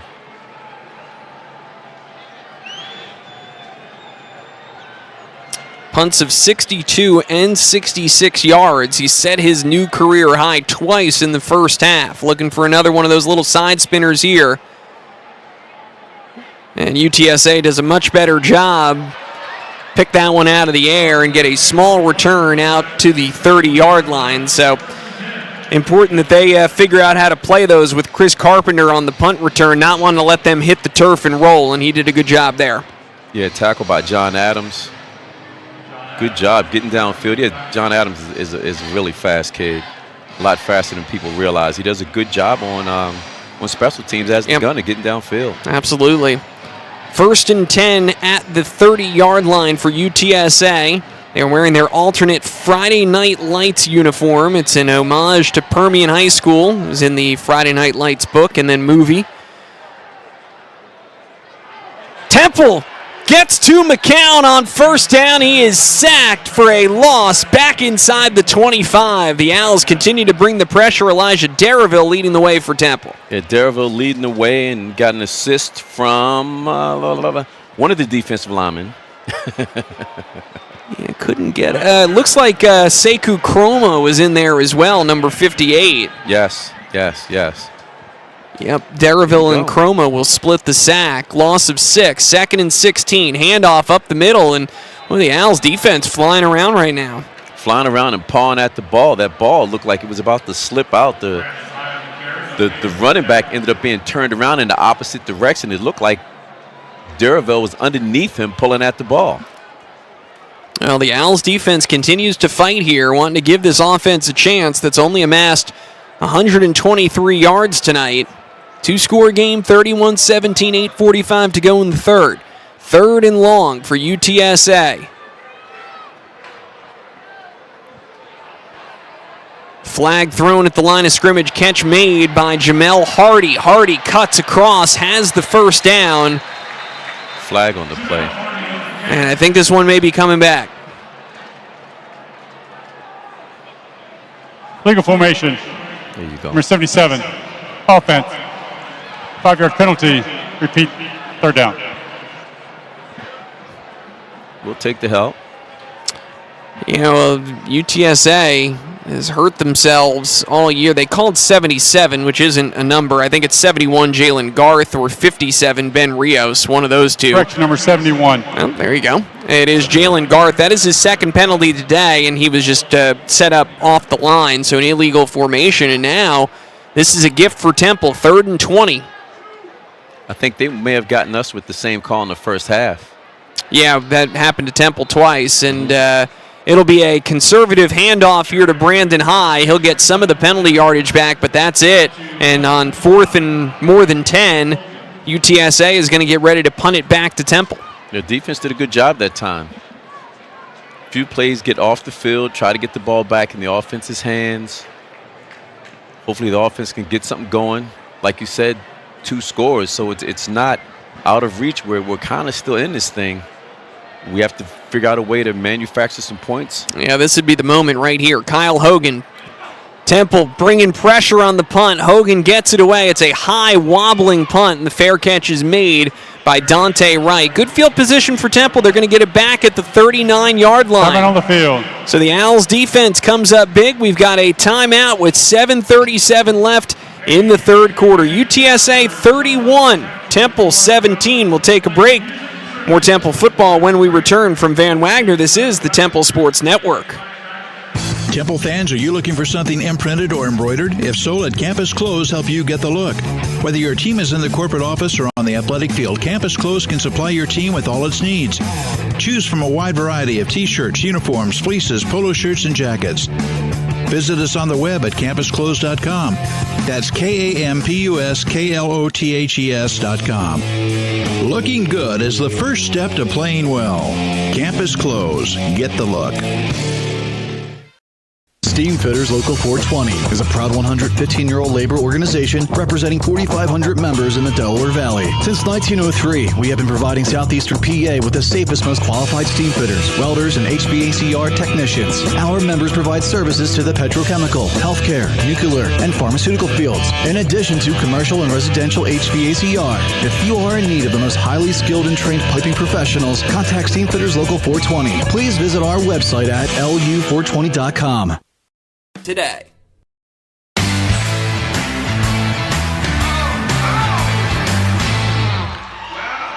7:37 to go in the second half. The Owls get the ball back after a good defensive stand, trailing by 14. Folks, the men and women of IBEW Local 98 are proud to work at Temple every day. The International Brotherhood of Electrical Workers Local 98 has been proudly supporting Temple athletics for over a decade. Kevin Kopp, Paul Palmer with you here. Second to last game of the regular season. Temple wraps things up next week at home against North Texas. That is a noon kickoff against the Mean Green.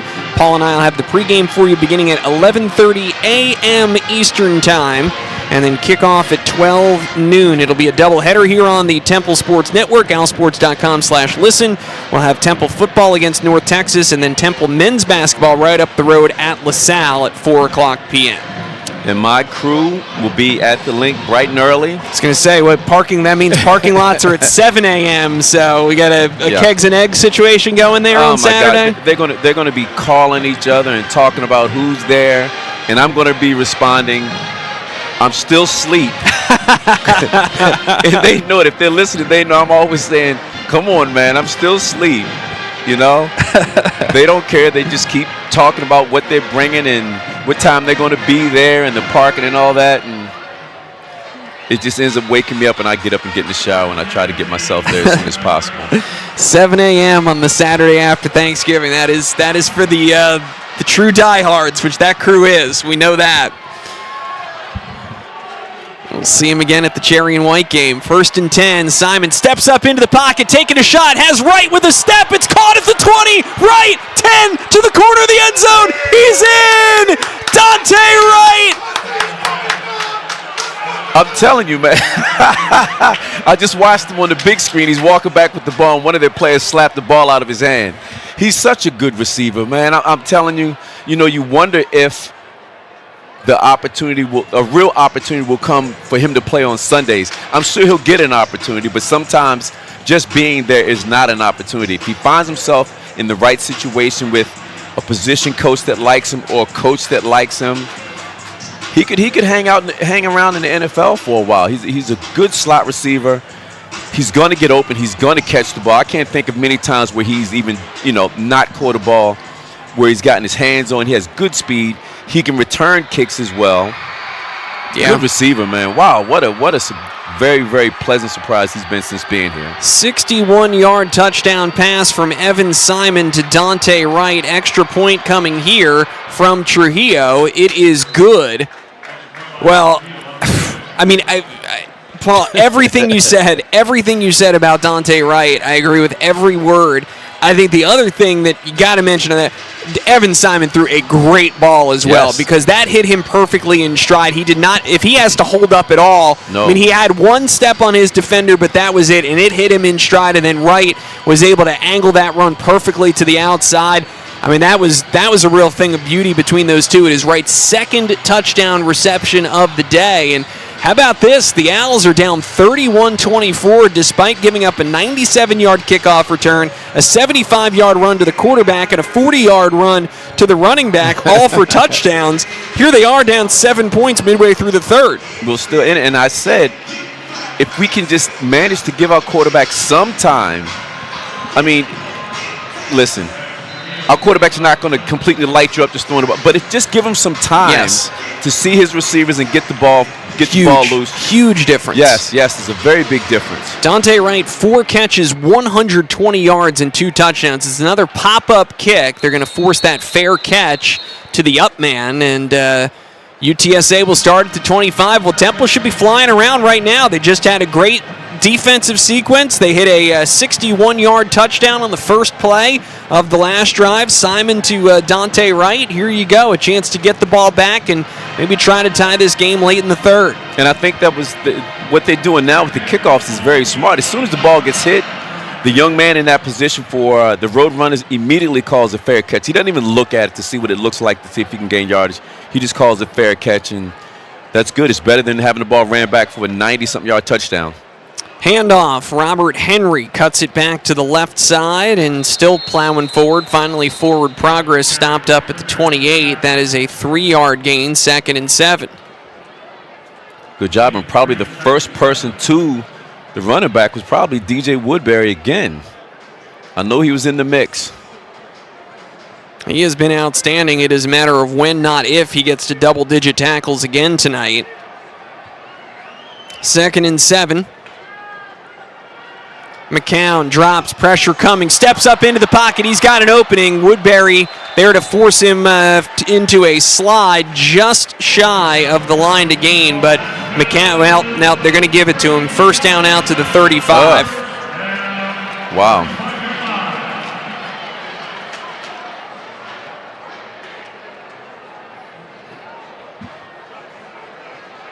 Well, inside handoff and nothing doing there. Good push at the line of scrimmage. Latrell Jean, Woodbury, Trey Thomas leading the charge there for Temple. Gain of 1, 2nd and 9. Yeah, you just don't want to say anything too soon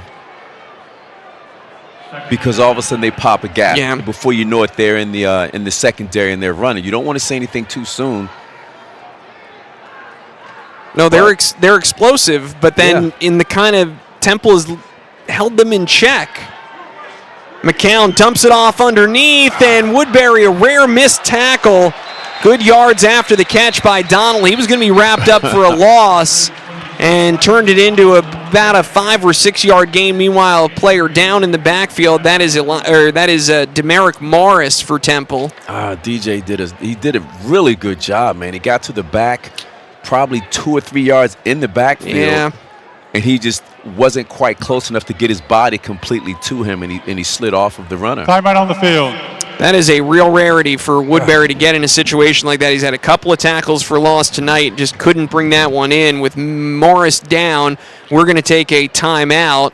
And with 5:49 to go here in the third quarter, we will come back to the Alamo Dome after this. It's 31-24, UTSA up by 7, facing third down when we come back. More Temple football after the break. From Van Wagner, this is the Temple Sports Network. For the last years, the International Brotherhood of Electrical Workers Local 98 has been a proud sponsor of Temple Sports. But our partnership with Temple dates back to the origins of our union. We have been providing state-of-the-art electrical and computer networking services to Temple University for many years. Just as Temple is world-class in many academic disciplines, Local 98 members have mastered the skills to provide the Temple community with the most efficient and safest electrical work in the world. IBEW Local Union 98. I'm always striving to live my healthiest life, so I need a health plan that has my back. With Independence Blue Cross, I get access to the largest network of doctors and hospitals in the region and free virtual doctor visits 24/7. Plus, with premiums as low as $0 per month, I can stay on top of my health and keep my budget in check. Independence has given me coverage I can count on, and they'll do the same for you. Learn more about your coverage options at ibx.com. Since 1975, Catering by Mario's works for you. We care about clients, striving to create a unique experience for your next event. Whether that's for weddings, corporate events, sporting events, or graduation parties. Catering by Mario's will develop customized packages to meet all of your needs. Our attention to detail and custom-tailored menus ensure your satisfaction, allowing you to relax and enjoy the day stress-free. Visit cateringbymarios.com for more information. Catering by Mario's, the official caterer of Temple Athletics.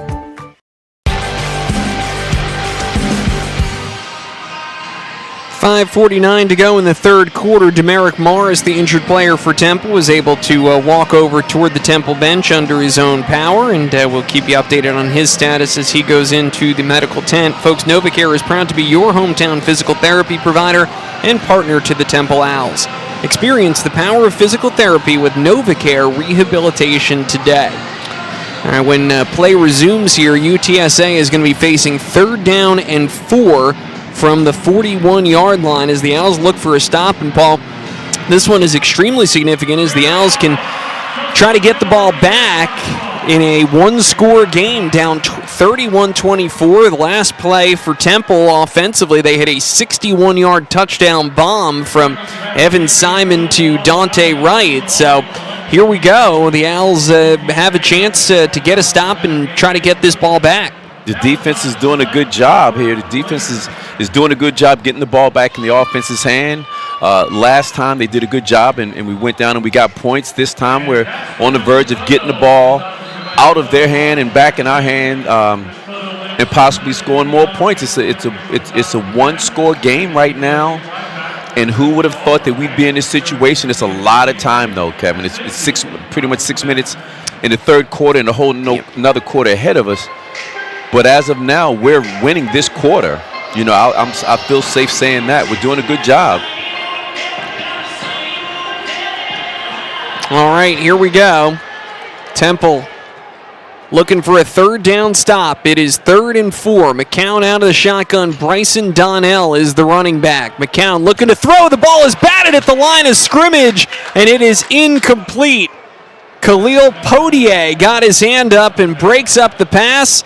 And here you go. 4th down. UTSA will have to punt it away, and Temple is going to get the ball back in a one-score game. You know it, and that's good team defense. You know, you can only do what you can do, but when you're out there, you have to do your job. And one person does his job, and the whole defense looks great, or, you know, everybody does it together, and the defense looks great. That time we got a hand up, batted the ball down, puts them in 4th down, gets us the ball coming back with Dante Wright returning a punt. Wright is standing at the Temple 15-yard line. Hogan averaging 42 yards per punt tonight. Sends this one a high spiral. Wright stepping up underneath it, calls for the fair catch and makes it at the 24-yard line. So that's where Temple will take over, and we'll keep it here with 5:31 to go in the quarter. Wow. The Temple Owls are making moves. If we can just get some more, if we have to pass the ball, when we have to pass the ball, if we can just get a little time, give our quarterback a chance to see the receivers, for the receivers to get open, we've done a good job. We've done a good job also with Littleton here and there, picking up yardage here and there. He's not in the game right now, but he's done a good job getting good, tough yardage for us also. Yeah, I think you're right. That is absolutely the key, though, is give Simon enough time to actually throw the ball. Makes a huge difference. Pop pass, and this play is blown dead. There's going to be a procedure penalty against Temple. I think. Start with 52. Offense. Oh, 52. 5-yard penalty. First down. That's the left guard, Eric King, called for the false start. I really thought that was Dante that jumped. I saw him. I didn't see King move. Nonetheless. And so not exactly the start that the Owls wanted here. They're going to be backed up behind the chains. 1st and 15. 5:31 to go in the third quarter. Owls down 7. It's 31-24. Hanging tough on the road. Simon drops, has time. Simon taking a shot. Right, it was overthrown, tipped, and intercepted. Out of bounds. No, he caught it out of bounds, thank goodness. Positive. The rolling on the field. It's an incomplete pass. Zay Frazier, who has 4 picks this year, best on the UTSA team, nearly had number 5. The call on the field is that he came down with it out of bounds. We're going to get another look. Ooh. Uh-oh. The rolling on the field is an incomplete pass. The previous play is under further review. They're going to take another look. They get excited. I don't know. Who's Big Head? I think he's got the right foot down. Now, the question is, does he have possession? He kind of double clutches a little bit as he's bringing it in. That's going to be the real sticking point here. I think that he's got it and that right foot is down, but the only thing they're going to say is he still bobbling it by the time that second foot comes down? Yeah, because he didn't carry it to the ground per se. I mean, certainly the crowd has seen what they want to see here, which is that he's got that foot down. There's no doubt that he's got 1 foot down. The question is, as he's kind of bringing the ball in, there's a little bit of movement with it. Does he have enough possession with the foot still down before he goes out? And the initial call was no, wasn't it? The initial call is no, that it is incomplete. So it needs to be conclusive that he's got possession and has a foot down. Certainly has a foot down. Question is, does he have possession at that time? Well, a tough one there, and Simon did have time, and Wright was kind of bracketed in between 2 defenders. It would have had to have been a really good ball from Simon, but it was possible. It was a bit overthrown. It was a little forced. You know what I mean? Yep. As you said, he was bracketed. He had one underneath, and this young man over the top, and Wright did a good job just getting up and getting his hand on the ball, because if he hadn't gotten his hand on the ball and deflected a little bit, it would have been a very clean interception. So now what they're showing, Paul, as we're getting the look at it here from the broadcast feed, what they're showing is what you're saying, is he does not bring that ball into the ground. It ends up on the ground as he's going to the turf with it. So, there's a lot of different factors here, and you hope the longer this goes that there's nothing incontrovertible to overturn the call on the field, and it's an incomplete pass, and it will be 2nd and 15 for Temple. Yeah, it wasn't a quick decision. It hasn't been a quick decision as far as it being an interception and overturn. They keep looking at it and looking at it and looking at it. So they're trying to get it right. I just think there's a problem with his feet. There's a problem with initially catching it, and there's a problem with him bringing the ball, having control of the ball when he finally hit the ground. So anxious moments as the review continues here. While we have a moment, folks, we'll remind you not to let a sports injury sideline you. Schedule with Temple Sports Medicine by calling 800-TEMPLE-MED today. That's 800-TEMPLEMED. I think if he had come down with his hand underneath the ball, he kind of had a chance. He came down with his hand on top of the ball. Yeah, there's a lot going on here. Almost like a basketball player, almost bouncing the ball, where his hand is on top. Is they caught when his hand is on top like that? If his hand were underneath, his hand would hit the ground first, and it would have been. But with the ball coming down the way it did, that's what they're looking at. They're looking at. There's a couple taking all different those pieces and kind of putting them together. Correct. There's a couple of different outs here for Temple, which is why the review is so complicated. Does he establish possession while his foot is still down, before the feet come down out of bounds? And then, Paul, to your point, does he bring the ball down to the ground, and does he have a completed catch? And this is an exceedingly long review, and we are going to get the verdict finally. At the further review, the defense intercepted the ball at the 43-yard line. Be 1st and 10, That's UTSA. terrible. That long? Yeah, I have a hard time with that. That's a long time to keep looking at it and say, oh, yeah, it was an interception and everything. That was a long time. Yeah. The conventional wisdom holds the longer that goes, you're trying to parse every angle and every frame by frame. If you can't find it in the first, 90 seconds to 2 minutes, that's a tough one. And unfortunately, it goes against Temple as an interception, and now a short field for UTSA as they take over at the Temple 43.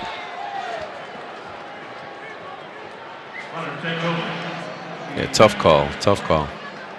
21st straight game with a turnover forced by the UTSA defense, and McCown wants to take a shot. Single coverage far side, and it is caught inside the 5.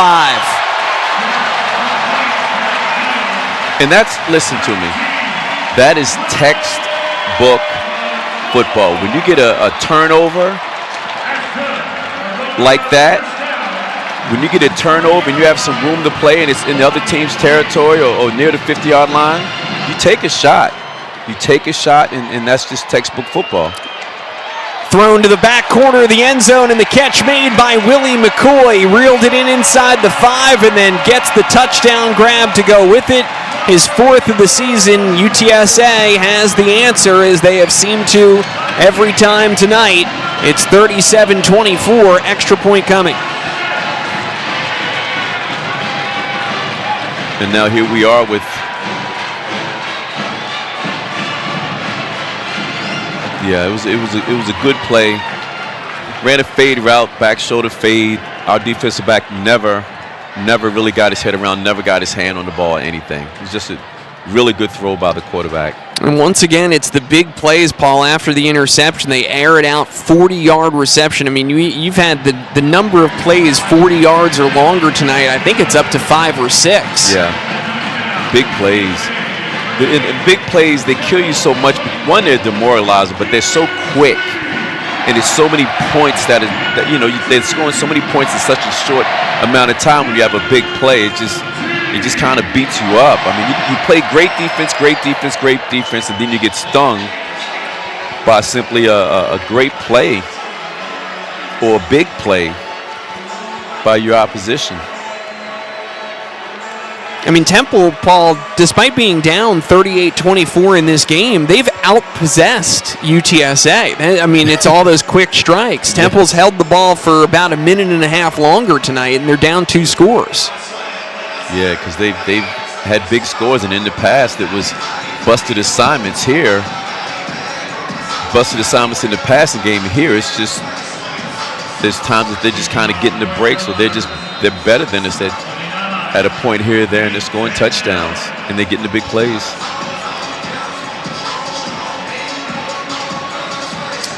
All right, Tate Sandell to kick it away. The Owls have found their share of big plays as well. We'll look for another one here, down by 14, 38-24 with 5 minutes to go in an eventful third quarter. Kick is out the back of the end zone, and Temple will have it at the 25. Here we go again, and the question was, if we start going out in deep water, can we continue to swim? Can we keep answering? And so far, you'd have to say we've kind of answered. The problem is that we're behind. It is not like we're even in answering. We're behind and we're having to try to answer. It's tough.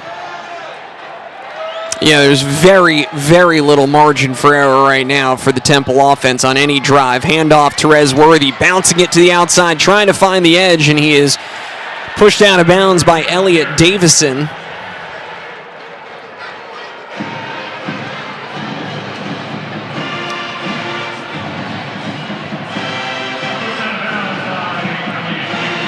Gain of 7 for Therese Worthy. Littleton was so effective, hasn't come in since he left the field limping, and this is a design keeper by Simon. It was snuffed out, and once again, it is Jamari Robinson getting to Simon in the backfield. That's a loss of another yard. And Littleton, you just spoke to Littleton. He's trying to go in the game, and now they're sending him back in the game. He was in the tent for a little bit, or in the tent for quite a while, but now he's back on the field. Oh, no, he's not. They just sent him out again. Yeah. Well, Littleton trying to get back in there. Right now it is 3rd and 4 in the Alamo Dome. Rockin', delayed handoff. Therese Worthy gets to the first down marker, keeps going across the 40. Good job. They really sold that delay, and then Worthy was able to find a hole. Yeah, that was a good job. Really, that was a really good-looking play. Great job by the quarterback and by Worthy, and just messing it up. Don't often see Worthy out there in a 3rd down situation, but they go to him and takes advantage. Another good run on this drive. It is 1st and 10 Temple out across the 40 to the 41. Owls driving right to left here in the 3rd quarter. 3:15 to go. Simon out of the shotgun. Littleton is back in. Simon taking a shot. Right behind everyone. Comes down with it. It is a simultaneous catch. No, they've called it an interception. Now we've got flags flying. It was a simultaneous catch, which should belong to the receiver. Sure. I do not know how you call this an interception. Yeah, they both came down with the ball. And the referees, maybe they have a better look than we do. They were closer than we were. But they called it an interception. I'm getting a look at the replay here, and I mean, they both have it going to the ground. It looks like a simultaneous catch to me. They're talking about it now. I mean, they both still have it. Yeah. It's... The ruling on the field is an interception. After the play, unsportsmanlike conduct, number 7, UTSA, for pulling the player off the pile. That is his first of the game. Half the distance to the goal line, 1st and 10 for UTSA.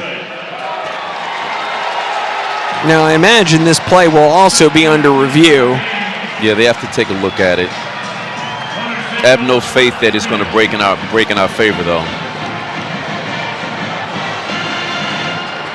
Well, if it stands, it is going to be the second interception, and this ball, unlike the last one where Simon hit right perfectly in stride, he hung this one up a little bit, became a jump ball between Wright and Zay Frazier. Frazier, if this stands, that's his second interception of the quarter. It's his 6th of the season. Yeah, it's going to stand. Yeah, I mean, that's yeah, they're not they're not even taking a look. No, they're not even going to look at it. They're not even going to look at it. That's disappointing there because you know. It was a good play. I love the aggression. I love the fact that we're going downfield. Dante had him beat if the ball was thrown just with a little more juice. Yeah, and even so, I mean, we talked about as a handoff up the middle, gain of 2, 2nd and 8. You know, we've talked about Wright's ability, you know, to make those contested catches. He's much tougher than his size would indicate. And, you know, again, looking at it 6 different ways from 6 different angles here, I thought he still came down with that ball at the same time as Frazier, and it should have been a simultaneous catch to the offense. 2nd and 8. And now we've got movement in the UTSA backfield, so that's going to send them back 5 yards.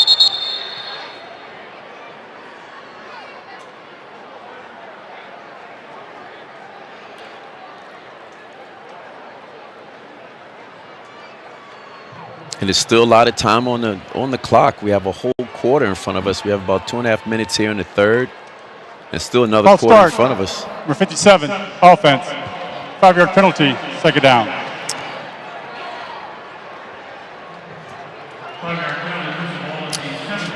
So UTSA continuing to go backwards. They have hurt themselves with penalties today. They are the most penalized team in the country, and they have shown why.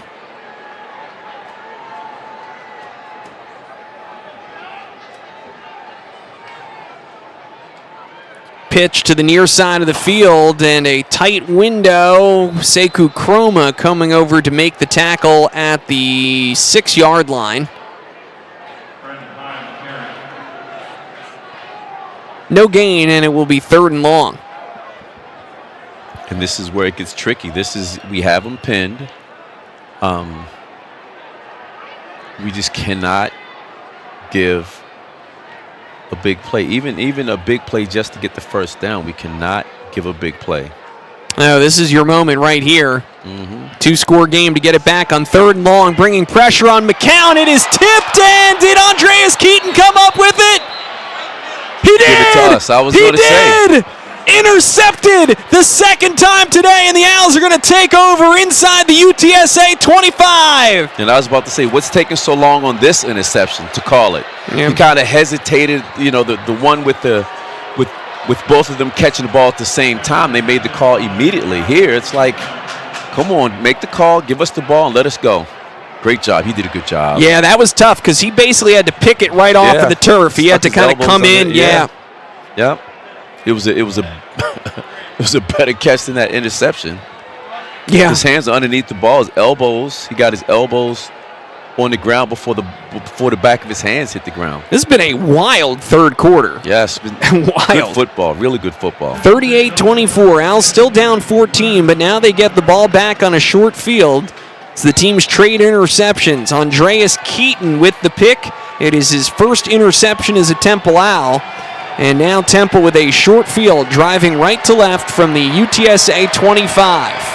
Pop pass, right, coming around the right side, following Littleton as the lead blocker, gets to the edge, and is pushed out of bounds after a gain of 7 or 8. Yeah, I don't know what that defensive back has to say to Littleton, but Littleton, if he hadn't had a teammate behind him, he did put him on his back, completely on his back. Littleton threw a great block out there on number 3. And for some reason, number 3 decided to get up talking trash.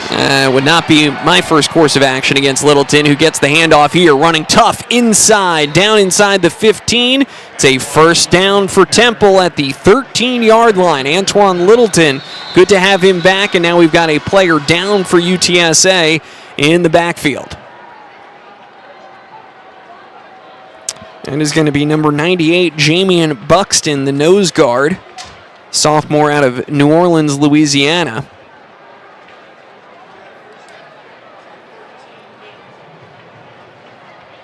So they will attend to him with 1 minute and 14 seconds left. Go ahead. I'm sorry. Third quarter is just had a little bit of everything. Yeah, I told you they have some bigs up front. This guy's about 325. They have a few 300-pounders on their defensive line, well over 300 pounds on their defensive line. They're thick up there, man. All right, Owls, after struggling with that front seven earlier in this game, Simon was sacked 4 times in the first half. Been sacked once here in this third quarter, though he has been picked off twice. And despite all of it, the Owls 13 yards away from a touchdown that would make this a 7-point game. Simon comes up under center. Littleton, the lone setback, slot to the left side. And they motion Allen to the right. Handoff, Littleton. Dives forward across the 10, and that's where they'll spot him down. Gain of 3, 2nd and 7. Gain of 3. You know what? A living is 4 yards per carry.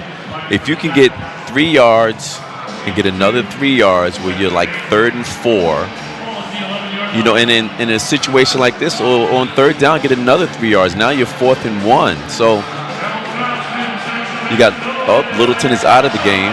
Now they've got Therese Worthy. Yeah, a little more quickness in the game, a little change up. Right in the slot to the left side. Simon steps up into the pocket, throws intended for Worthy, broken up on the slant. Elliot Davison, the cornerback, gets his hand in there. It is incomplete, and it is 3rd and 7. Yeah, the defensive back did a good job. Somehow he got his arms around him. He got his arms around Worthy. He got his hands on the ball and deflected it. 3rd and 7 here. Owls arguably in 2-down territory. We'll see if we get there. They can get a first down inside the 3.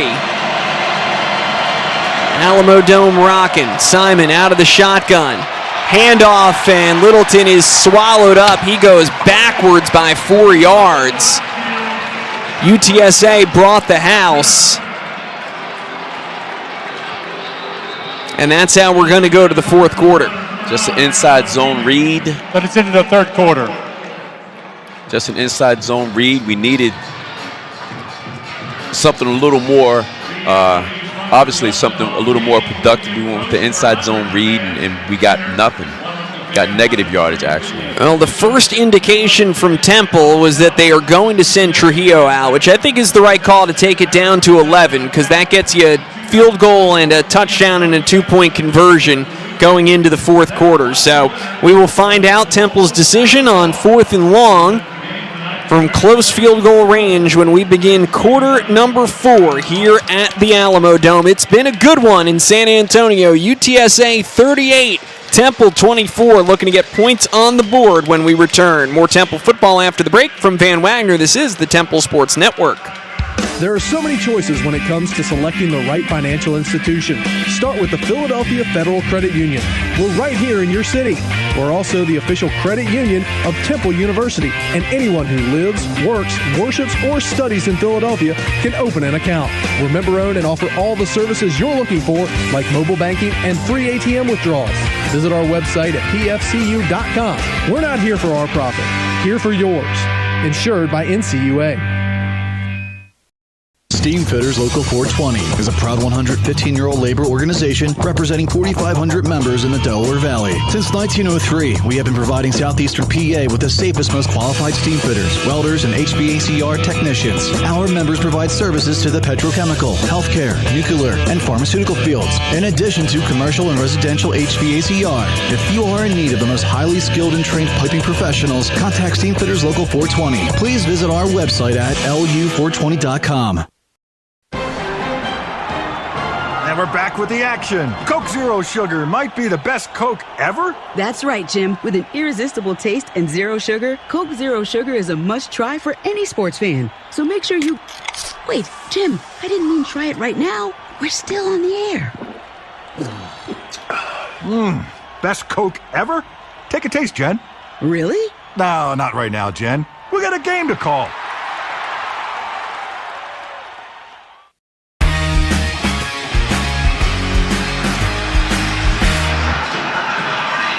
Start of the fourth quarter here in San Antonio. Kevin Kopp, Paul Palmer with you. It has been a good one here on the road. The 3-7 Temple Owls taking on the 5-5 UTSA Roadrunners. The lights off inside the Alamo Dome. The cell phone flashlights illuminating the scene as we get set for the fourth quarter, folks. Elliott Lewis, Philadelphia's premier mechanical services company, is a proud supporter of Temple Athletics. Elliott Lewis provides a response that you can depend on. Visit elliottLewis.com. Well, Paul, looks like it is going to be Maddox Trujillo to begin the fourth quarter as the Owls are facing a 4th and 13 inside the red zone. Trujillo can bring Temple within 11. It's unfortunate, the offense has, Littleton would have 78 yards rushing, but he has minus 10 yards. Therese Worthy, he has minus 5 yards. Evan Simon has minus 30 yards. It's tough because we've done a better job this third quarter, without a doubt. Like, the quarterback has pretty much kept his uniform pretty clean. Yep. Only one sack. But you're having running plays, and we're getting minus yardage. There's certain times where we have pass plays that we're not even getting to the line of scrimmage, and we're getting minus yardage. And those things are just killing our offense. We can't seem to continue to go forwards as we need to. So Maddox Trujillo is out as the lights have come back on inside the dome. This is going to officially be a 33-yard field goal try for Trujillo, who is 1 for 1 today and 14 of 19 this season. This can be his 15th field goal of the year, and it would bring Temple back within 11. The kick is away from Trujillo, and it is good. So Trujillo delivers to start the fourth quarter. It is an 11-point game, 38-27. I love this. I love watching him kick. It's I think, is Brandon is Brandon McManus watching this and seeing his his little brother? A lot of times when I see running backs at Temple, I always feel like they're like my little brothers, and I'm always happy when I see Temple running backs really do well. I wonder if McManus is watching right now and he's thinking to himself, God, this kid is a good-looking kicker, and he's upholding like the Temple kicking tradition very well. I would have to imagine, yeah. Could join him as another guy that plays on Sundays. The way he is, his season is gone. I fully expect to see him get some chances in the league. Yeah. You go back to Nick Mickelmeyer that I remember when I was a kid. I'm sorry, Nick. But I remember when I was a kid, Nick Mickelmeyer kicking in the NFL, and Brandon McManus has had a nice, long career. You speak of perfect conditions. This is great inside of a dome, but he was in Denver for the longest. Yeah. Not an easy place to do it, and right. Did it at a very high level. Yes. So this is good to see. It's always a pleasure to watch this young man on weekends, watch him kick the ball. All right, so the Owls are within 11, and Trujillo is looking like he's going to do that pop-up kick again.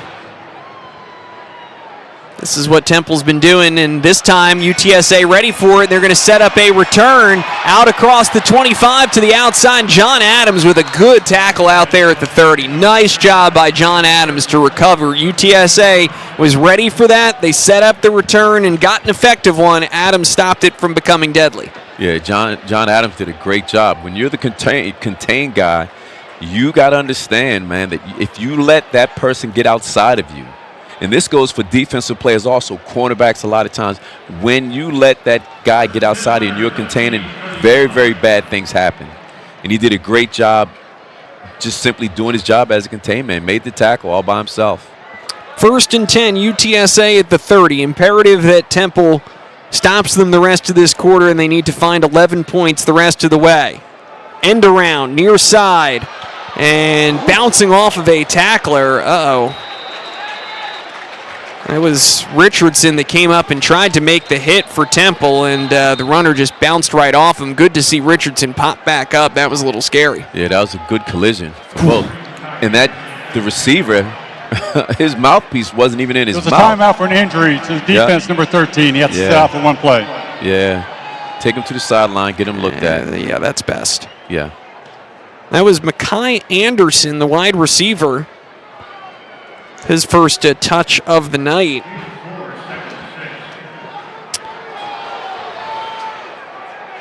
Oh, these people on and on. They weren't targeting. It was good football. No. Yeah. 2nd and 6, gain of 4, and now a handoff stretch play to the right side. That is the running back, Henry. He's able to get another yard or 2 out across the 35. It'll be 3rd and short.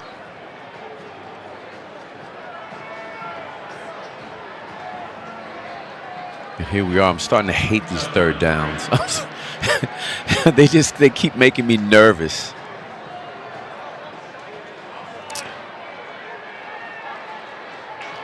McCown out of the shotgun. Amador motions to the left side of the formation. McCown. Oh, he had a man wide open and overthrew him. Pressure coming, which forced the throw out there, but no one was covering Henry, the running back, out of the backfield, and McCown just overthrew it. Yeah, I think one of our defenders may have gotten his hand up. I don't know if he got a piece, but he got his hand up enough to at least obstruct the vision a little bit. Yeah, I think you're right. I think that was Alan Hay in there that got a hand up and, again, just forced a good throw, still hits him, but forced a bad throw, and now it is a punt situation. Here you go, 13:53 left in the game. The Owls down 11. They're going to get another chance on offense. Hogan gets this one off. It is a high spiral. Fair catch called for by Wright. He makes it at the 21. You know what call you never see? You never see a call where someone is inside the halo. The only time they ever call it is if someone bumps someone inside the halo. Paul, it's so interesting. You're supposed to have that little 2 yard, and he was right in his face. Yes. I had the same thought when I saw it. And they've been in his face all night. Yeah. But I'm trying to think of a time where they've ever called the penalty on someone being inside the halo, other than very rare. when they bumped them or they've touched them. Very rare to see it, but you're right. That was as close as you could be, and probably closer, but it goes uncalled, and Temple will have it at the 21-yard line, trailing 38-27. It's been a wild one here in San Antonio. We've got more coming up for you after the break. More Temple football when we return from Van Wagner. This is the Temple Sports Network. Academy Bus, the East Coast leader in bus transportation services, is proud to be the official ground transportation provider for Temple Athletics. Like those who wear the cherry and white, we strive for excellence with every move we make. Our diversified fleet now features 30, 38, and 54 passenger buses ready to move your group. Our numerous operations centers now stretch from Boston all the way to Miami. To learn more about how we can help move your group, visit academybus.com. That's academybus.com. Maxie's Pizza Subs and Bar is the home for all Temple sports and Philly sports this year. Located in the heart of Temple's campus on the Leocoris Walk, we have daily food and drink specials as well as weekly entertainment options to fit everyone's taste. Karaoke every Tuesday night and trivia every Wednesday night starting at 8 p.m. Maxie's Pizza Subs and Bar is a proud sponsor of Temple Athletics. Follow us on Instagram at Maxie's_TU. Go Owls! Hey Owls, never go hungry. Temple Culinary Services has over 20 locations across Temple's main campus and Health Sciences Center. No time to cook? Add a meal plan to enjoy all the delicious options across campus without the hassle. Don't miss out on all the new and exciting things happening with Temple Culinary Services. Follow us on Instagram, Facebook, and TikTok at Temple Dining to discover what's new with Temple Culinary Services. Let's go Owls!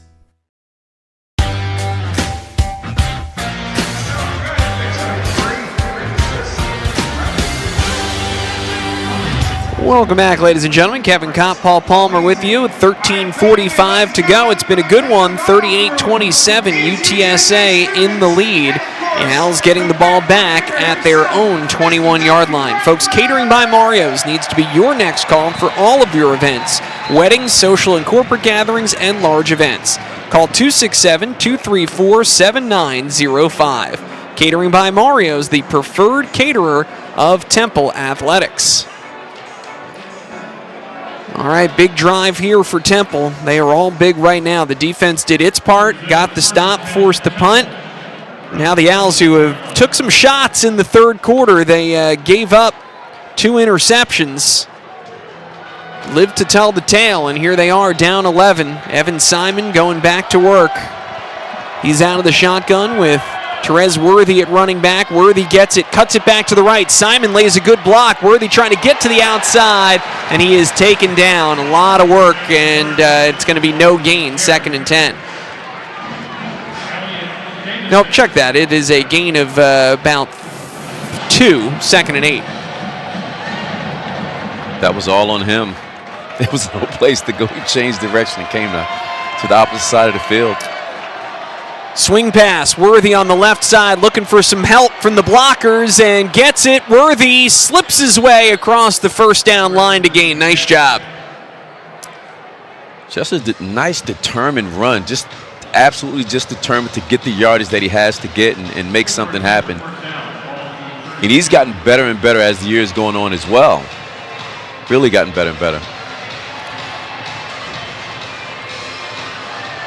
Yeah, another year with Worthy is very exciting. Making the adjustment from the JUCO level, and you can see him really start to figure it out. Littleton back in, Simon under center. Play action. Simon steps up into the pocket, taking a shot and overthrew his man. Dante Wright, the intended target, as he has been much of the night. Wright with 5 catches, 128 yards, and 2 touchdowns, just overthrew it. Dante looked like he kind of came out that play limping a little bit. I don't know exactly what is. The trainer's over there talking to him right now as he came off the field. He looks okay. Maybe just something just didn't quite feel right that time going downfield. It makes you nervous, obviously, with the amount of time he's missed. 3 games this season due to injury. Not going into the tent, but is getting a rest here after the long run downfield. 2nd and 10. Simon out of the shotgun without his favorite target on the field. Turns and hands to Littleton on the draw. Comes forward for about a yard or 2, and it's going to be 3rd and 8. Yeah, it's tough to, with the yardage, so much yardage to pick up, it's tough to not have the weapon of Dante Wright in the game. Even if you don't throw it to him, at least a lot of times Dante Wright gets double coverage. He gets coverage in his face and his coverage over the top, and somehow he still manages to get the ball. Wright is not out there for 3rd and 8. Simon, pressure again, dumps it off to Littleton, and it's incomplete, which might as well. And pressure coming off that right side again, Paul, you've noted. It was Jamari Robinson who has been incredible tonight, and the Owls have not found a consistent answer for him. No, they haven't had any idea what to do with him. I thought maybe you stick the tight end over there, maybe 2 tight ends. Maybe you have the running back chip on that side. We haven't done it at all. We haven't slowed him down at all, and he's been in the quarterback's face all night. Jamari Robinson has 5.5 tackles for loss and 4 sacks tonight. That's a season's worth. He has been outstanding. Atten did not get this one off well, and it is out of bounds, not even to the 40. He's had a great night, but had pressure in his face here, and Temple's going to pay the price. Very good field position for UTSA all the way out to the 43-yard line. And that's where the Roadrunners will take over with 11:39 left in the 4th quarter. It's our turn. The defense is kind of giving us little opportunities here and there. And we haven't quite taken advantage of it, so now we got to call on our defense again. Give us another shot, maybe give us another turnover, whatever the case might be, but we have to keep going to the defense and trying to keep pace with this offense. 1st and 10, UTSA. Handoff inside and pushing the pile forward. Robert Henry Jr. only going to get about a yard on 1st down at 2nd and 9. Temple continuing to play tough. I'm telling you, outside of the big plays,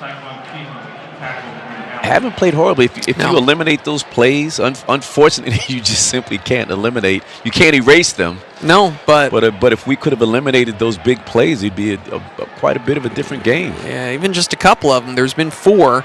McCown backpedaling, checks it down underneath. This is about to be a fifth. Amador across the 30, still fighting forward to the 25, pushes the pile down to the 24.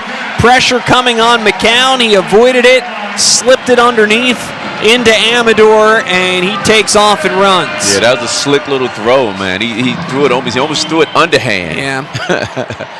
He absolutely threw it sidearm. He almost threw it underhand. He threw it right at the knee of his receiver, and the receiver did a good job just taking the ball and getting yardage. Fudge. 1st and 10 down at the 23-yard line, knocking on the door of the red zone. Handoff and a good job coming up into the backfield, leading the way. That is Jamel Johnson, the cornerback. He's been excellent this year. Charleston Southern transfer. Really like what he's added to that defensive backfield, and this is a tackle for loss, 2nd and 11. And that was that corner blitz I'm talking about. When the ball's on the short side of the field, it's easy to blitz the corner because you can always bring help over the top if he gets good pressure. It's always a good, nice little blitz. 2nd and 11. McCown out of the shotgun. Rolls out right, under pressure from Latrell Jean, comes back left, throws to the sideline, and it is caught. Caught against the sideline by the running back, Bryson Donnell, Texas Tech transfer. Gain of about 4 yards. It is 3rd and 5.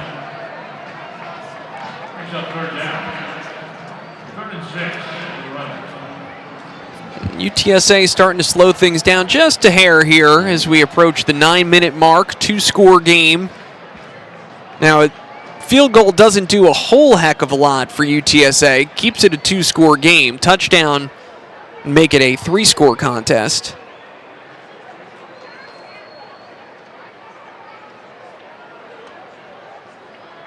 McCown under pressure, and he is thrown down. DJ Woodbury has done it again. Have a night.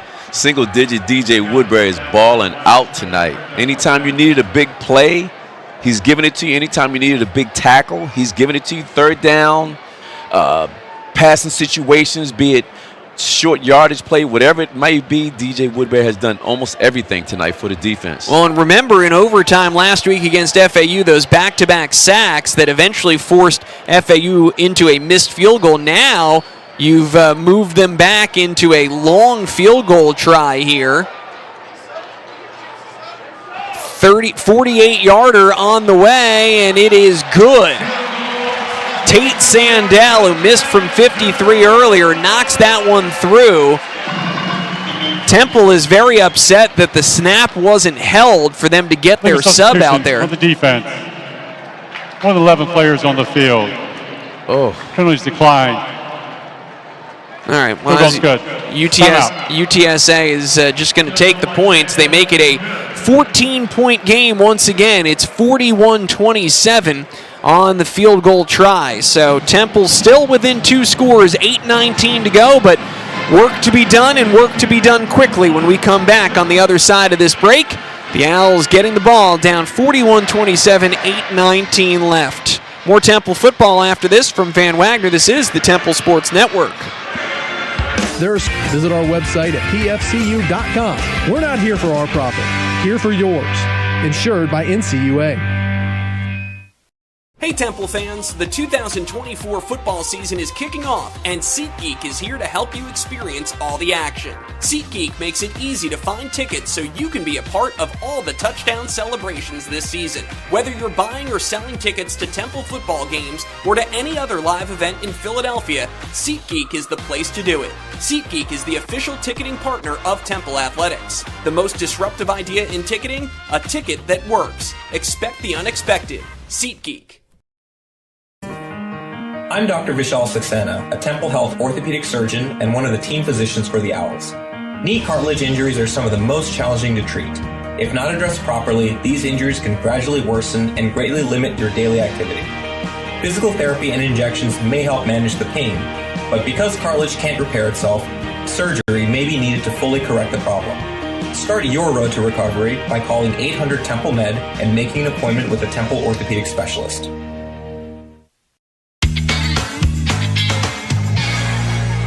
Welcome back, ladies and gentlemen. Kevin Kopp, Paul Palmer with you here at the Alamo Dome. We are in San Antonio. It's been a wild contest between UTSA and Temple. The Roadrunners are on top 41-27 after a field goal. Folks, don't miss head coach Diane Richardson and the Temple women's basketball team battle Big Five rival Drexel this Saturday at 2 p.m. at the Liacouras Center. That's tomorrow, 2 p.m. at the Liacouras Center. Seatings for the Big Five Women's Basketball Classic are on the line. Kids tickets on game day are only $7. Visit alstix.com. That's alstix.com.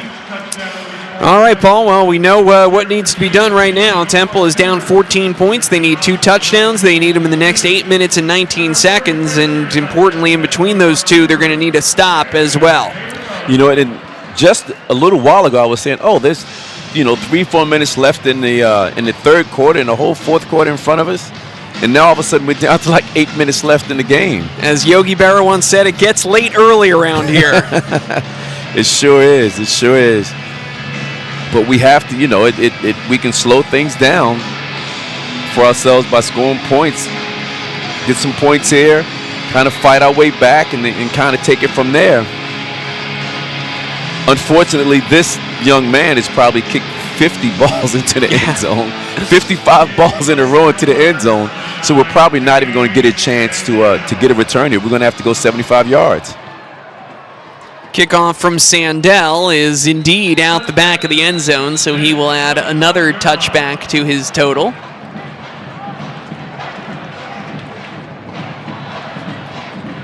That's such an awesome weapon to have, to know that every time, 55, to know every time you score a touchdown, you give the ball back to the other team, they have to go at least 75 yards.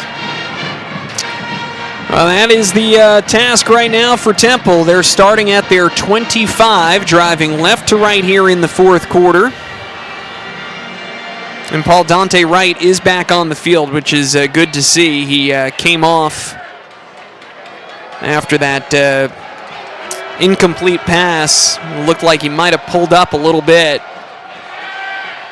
Simon steps up into the pocket, nothing there, has to tuck it and run, and he is hit hard from behind. Good job by Simon to hold on to the ball and actually gets a good gain, about 7 yards, but he got walloped from behind. Yeah, it sure was. It's a good job of him simply holding the ball.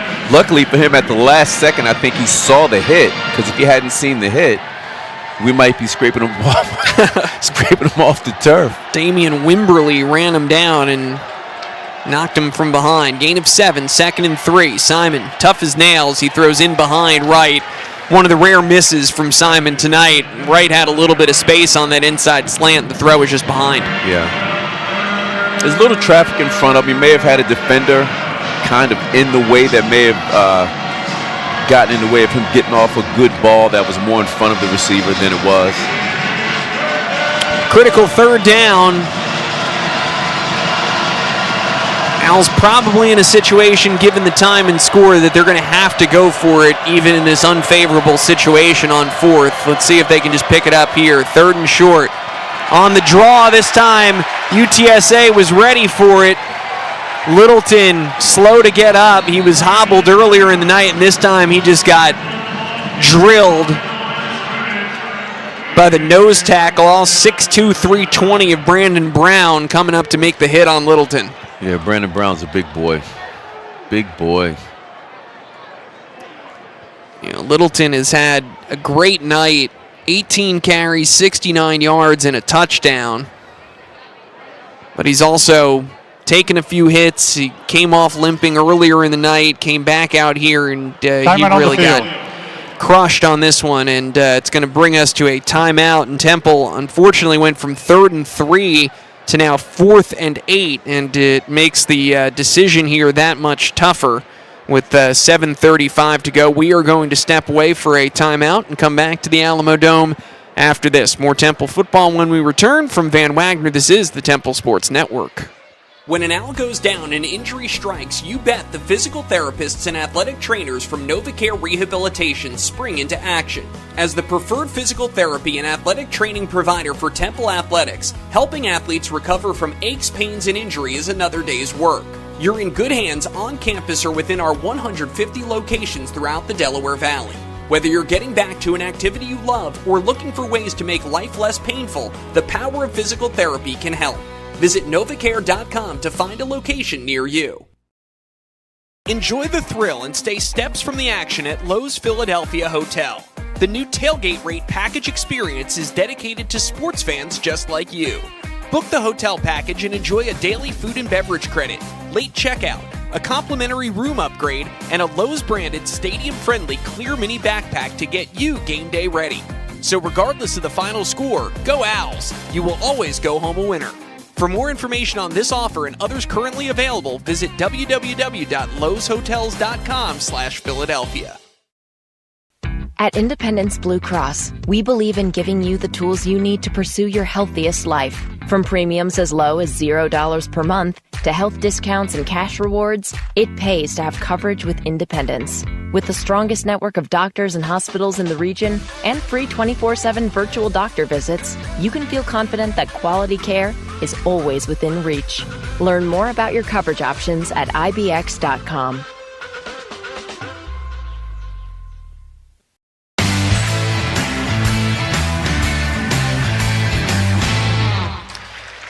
Welcome back, ladies and gentlemen. Antoine Littleton shaken up on the previous play, and he is being taken off to the Temple locker room on the cart.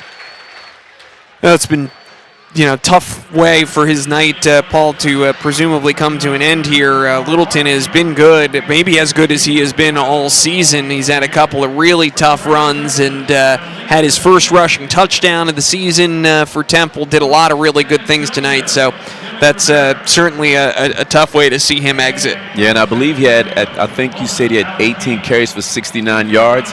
Unfortunately, he would have even more, but some of the runs have been negative yardage, like that one right there. Including that last one. That kind of wipes out some of his production for the day, but he's ran the ball very well today. Yeah, that took him actually from 69 back to 64 with the loss of 5, and there's 7:35 left in the game, and Temple certainly.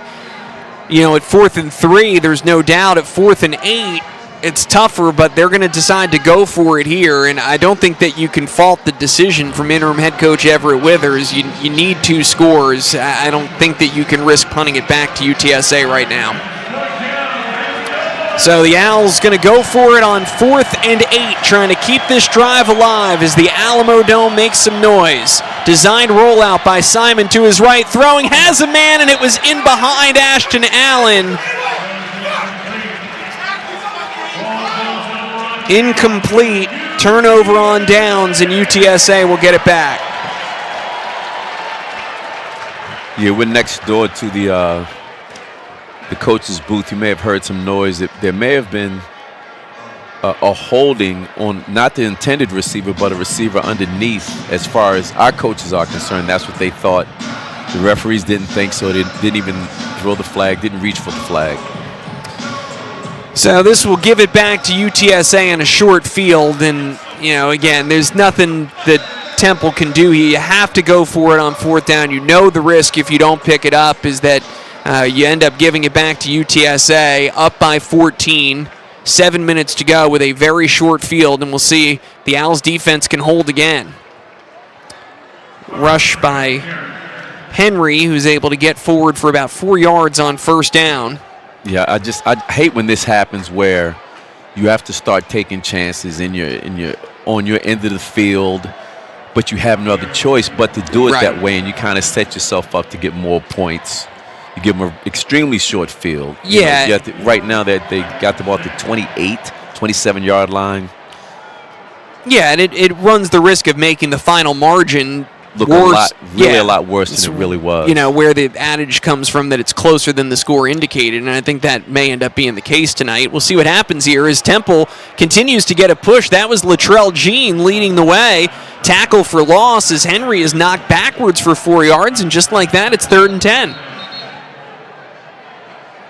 Timeout. Temple, the first of the half. Temple 30 seconds. Wisely take a timeout here to preserve some clock. Now, the dangerous part of all of this is Temple is down 14. They trail 41-27.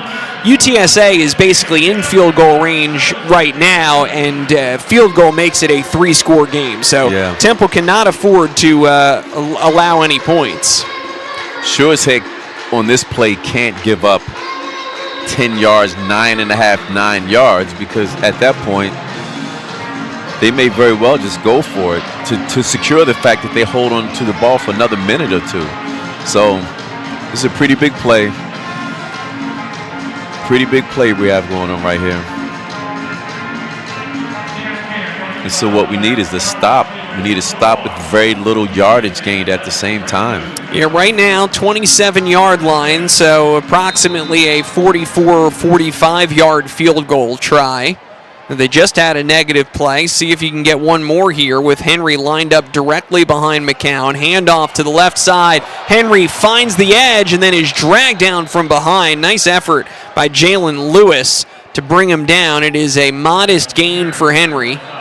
Great effort by Jalen Lewis. He's had a couple of those. Remember, Jalen Lewis was the guy who ran down after the 88-yard run that, would have and probably should have been a touchdown. Jalen Lewis was the guy that ran him down, too. I tell you what, that was a great play right there because he had bounced outside. He had some room.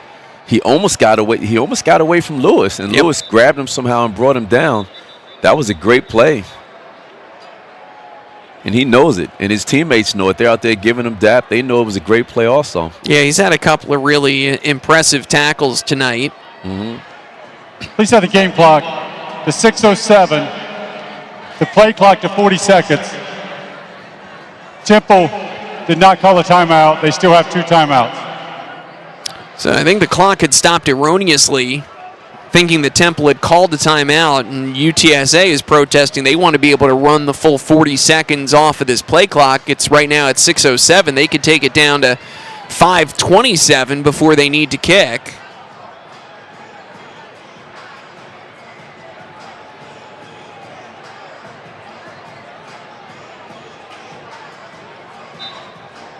All right, so they will wind it now, and we're going to let about 30 more seconds tick off this clock, take us down to about 5.5 minutes. It will be a 43-yard field goal try for Tate Sandell.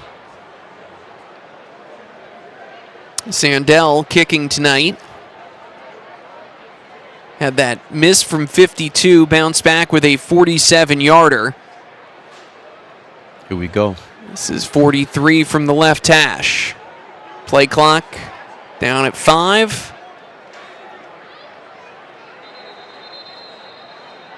And they're going to take it all the way down before taking a timeout. First of the half, 30 seconds. So UTSA will take a timeout. We'll keep it here with 5:29 to go, and a critical field goal try from Tate Sandell after the break. We have Jeff Traylor, who is in his 5th season here in San Antonio, the most wins and the highest win percentage in program history. Amazingly, he is 28-3 at home in his tenure. They have been really, really good in this building. Yeah, this building is it's an absolute advantage. This building gets really, really loud. Yep. The top deck, no one is in the top deck. It's pretty much curtained off. And it's loud. It's really, really a loud little stadium. Yeah, it bounces around. I don't know what the announced attendance is, but it's not like it's an enormous crowd. It's a fine crowd for a Friday night when you consider all the high school football going on around the state. Just but larger it's than not, life. it's far from packed. No, and still it is loud. Yep. The kick is away from Sandell, and it is good. That makes it a 3-score game with 5:24 to go. UTSA 44, Temple 27. So, again, like Paul said, you had to go for it in a situation where you never would otherwise. You give UTSA a short field. They don't actually do anything with it, but because they were already in field goal range, they're able to get the field goal from Sandell, and it adds 3 points to this UTSA lead. Yeah, and unfortunately, we're going to be faced with the same problem. There's 5.5 minutes left. We could be facing the same problem maybe 2 more times, where we have the ball, it's in our territory, we have to keep the ball, we have to take a chance on a 4th down, And if we don't get it, then they get the ball back again. A couple of situations for Temple where they were able to get back within a touchdown. You had it at 31-24 midway through the third quarter after that Dante Wright 61-yard touchdown reception from Evan Simon. That looks like it may be as close as Temple's able to get. We'll find out what transpires here over the next 5:24. Sandell, who's been busy this evening to kick it away, left-footed end over end, and it is out the back of the end zone. So Temple will once again have it at the 25. They need to work and work quickly here with 5:24 to go. Good work. Good work by the kicker. If you can kick it in the end zone, kick it in the end zone. And again, you know every time that a team comes out, you say to your defense, well, they're going to have to go 75 yards. And you look at the scoring drives today for Temple. 22, 30.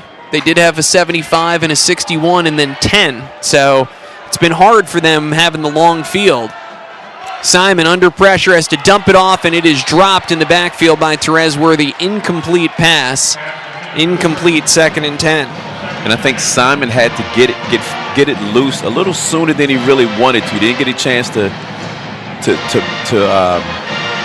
hold on to it a little bit to try to bait the defense, and Worthy just really hadn't had enough time to really get himself around to handle the ball, and he couldn't handle it. Dropped the ball.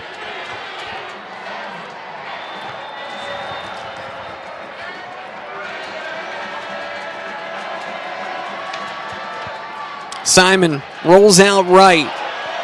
Still looking downfield, nothing there, and he has to throw it away over toward the UTSA sideline.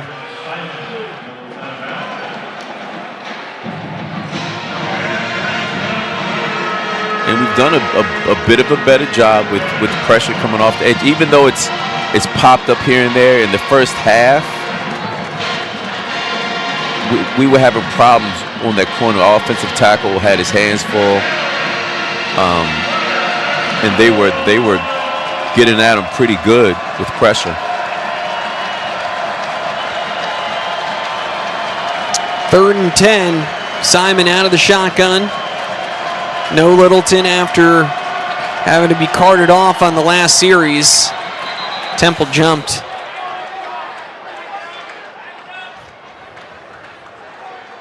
Called start, number 77. Offense. 5-yard penalty. 3rd down. That was Barajas, the right tackle, jumped first, and Temple's moved backwards here on 3rd down to make it 3rd and 15.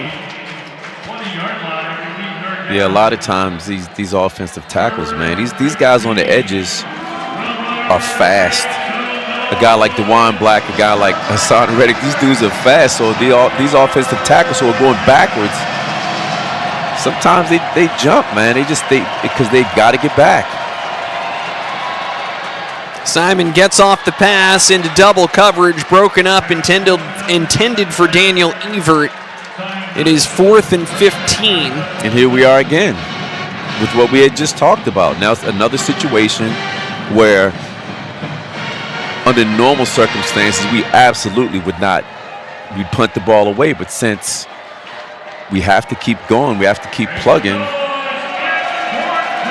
And if we pick up no yardage, they're going to get the ball back at the 20-yard line. Tough spot here for Simon in the Temple offense, having to go for it on 4th and 15. Simon steps up, avoids pressure, will shovel pass underneath. Worthy trying to make it happen, gets 7. Not enough, and Temple turns it over once again at the 27-yard line. It'll be the 2nd straight drive where they have handed UTSA the ball at the 27 after a turnover on downs. Yeah, just seven yards. It's a great little pickup, but it doesn't help us that much. It's not enough to get the 1st down. So now here they go with the ball. Where it could have been at the 20-yard line, it's at the 27-yard line, but short field. Very well, very much in the kicker's range. to at least get 3 out of this, you know? Right, and you look at what happened last time. Temple had a great series. They only allowed 2 yards of offense, but it turned into a field goal and 3 more points. So, you know, it makes it look, you look at the score and you say, oh, the defense gave up 44. Well, you got to look a little more closely than that. Here's a handoff right up the middle. Elijah Darreville makes the tackle. Brandon High is the running back in the game for UTSA. It's a gain of 2. 2nd and 8. It's just a bad situation. But it's our reality. It's where we are. We have to keep going. We have to keep trying to get first downs, regardless of what the field position is. We have to keep trying. UTSA content to take as much time off the clock as possible in between plays. We're down to 4:15 as they get ready to snap it on 2nd and 8. Handoff and a big hole in the middle for Brandon High. Churns his way forward down to the 20, and it will be 3rd and short. Timeout. Temple, their 2nd half. 30 seconds. Temple will take a timeout here. They have 1 remaining, and just trying to preserve as much clock as possible. You've got to appreciate the effort, Paul. I think from the opening minute of this one, Temple has come to play. They have not packed it in at any point. They were, you know, you look at that first drive of the game, that 40-yard touchdown, and you think, oh, this could be one that gets away from Temple. And they fought back several times to get within 4, get within 7 as this game went on. They have played hard throughout. Yeah, and unfortunately, as we've been saying for the past couple of minutes, we're at the point now where we just have to do things that you just simply would not do under normal circumstances. And then it kind of adds insult to injury. It makes things really look a lot worse than it really was. You know, the defense is out here with their back against the goal line, and they're at least forcing them to kick 3 points, you know, to take 3 instead of scoring touchdowns. But what happened, it wasn't these little short distances that killed us. It was when it was big plays from far, far away. Yeah, that was the story of the first half. McCown throwing near side, caught by Overmeyer, down to the 10. And it will be the first down that UTSA was looking for on 3rd and 4, and now they've got it goal to go at the 10-yard line as the clock continues to run. 3:45 and counting. There is still the 2-minute timeout to come. You know, and that little pass, honestly, that little pass has kind of been open all day, just right out in the flats. A couple times the quarterback missed. We got a little pressure, got a hand up or something like that. But it's been open quite a bit throughout the game. 3rd catch of the day for the tight end, Overmeyer. 1st and goal from the 10. McCown out of the shotgun. Handoff to High up the middle, down inside the 5 to the 4.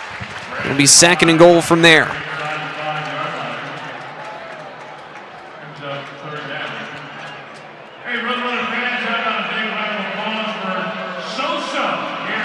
And they're just completely taking their time. There's no hurry.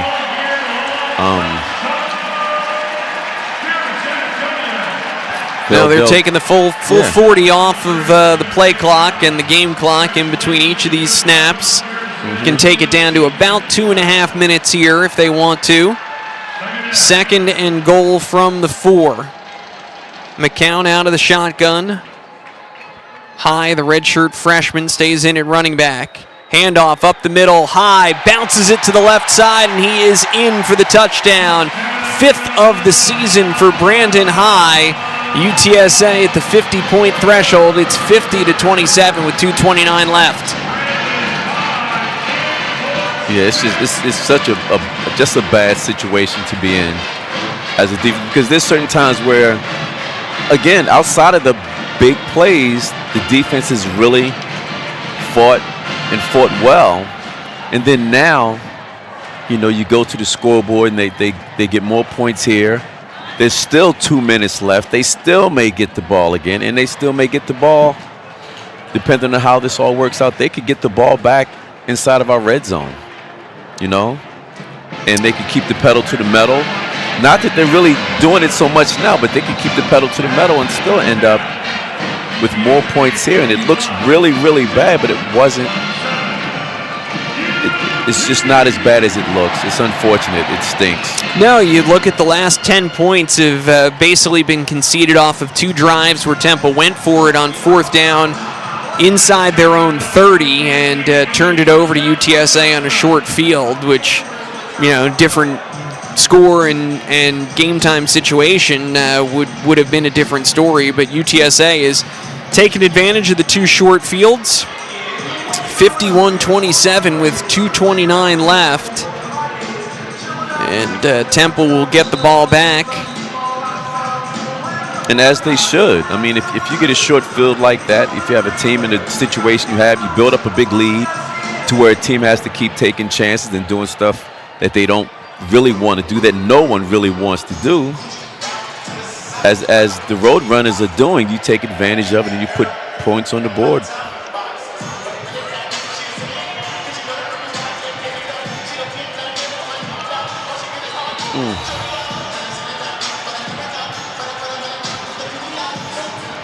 We knew that this offense is not to be messed with.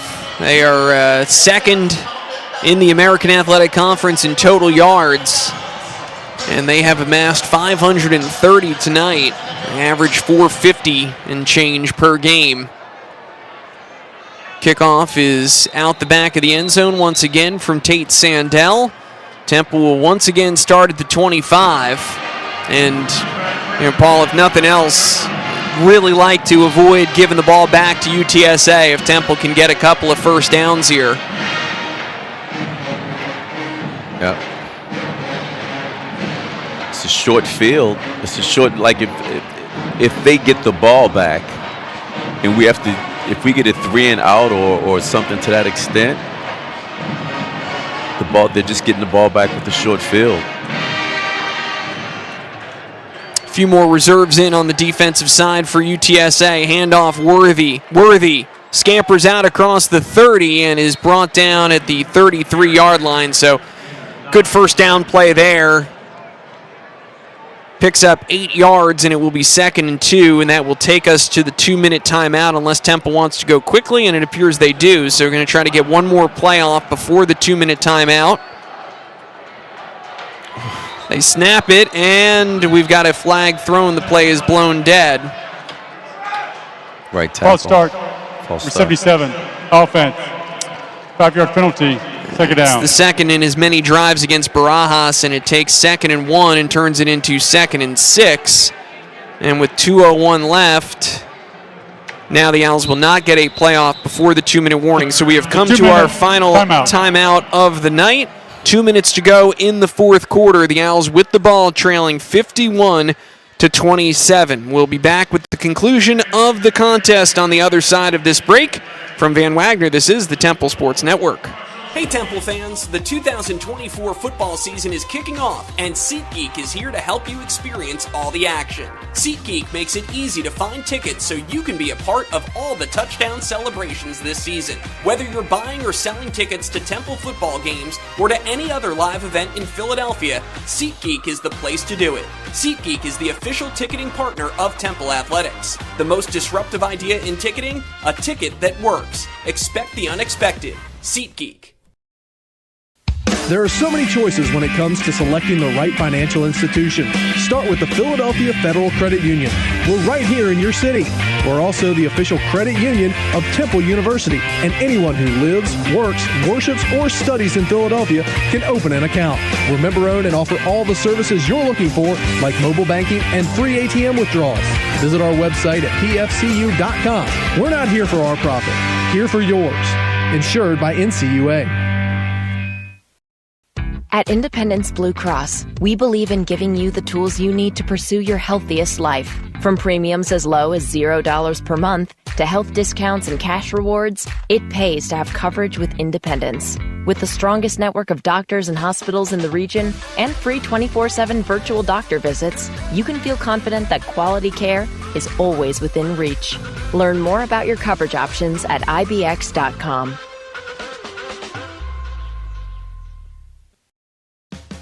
Hey Owls, never go hungry. Temple Culinary Services has over 20 locations across Temple's main campus and Health Sciences Center. No time to cook? Add a meal plan to enjoy all the delicious options across campus without the hassle. Don't miss out on all the new and exciting things happening with Temple Culinary Services. Follow us on Instagram, Facebook, and TikTok at Temple Dining to discover what's new with Temple Culinary Services. Let's go Owls!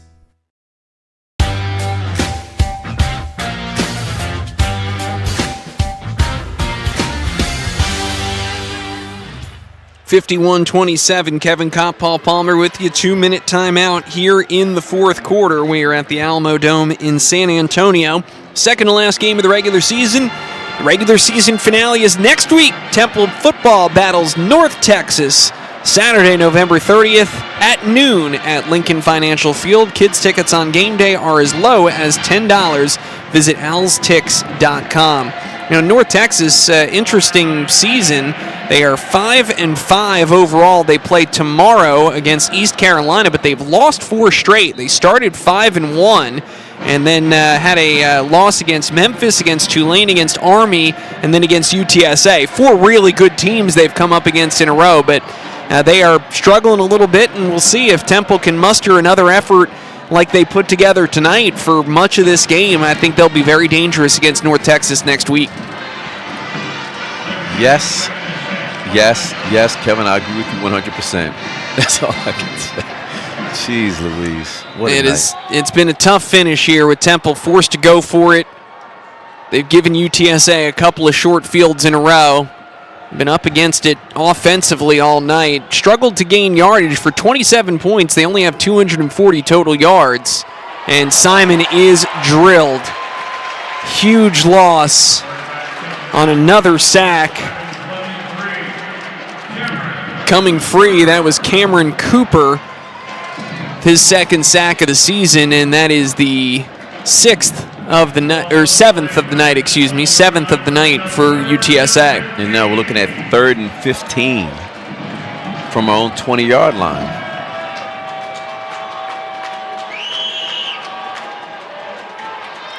Simon turns and hands to Worthy on the draw, and he is brought down almost immediately, and that's going to lose a yard. 4th and 16. And here we are again. So what do? Do we just submit?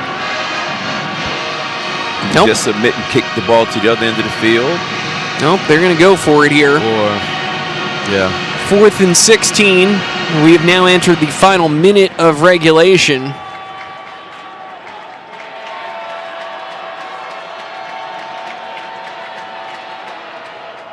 Simon steps up into the pocket, rolling out right. The ball is knocked loose. It's loose at the 10-yard line. James Della Pesca over there, and it is recovered by UTSA at the 5-yard line.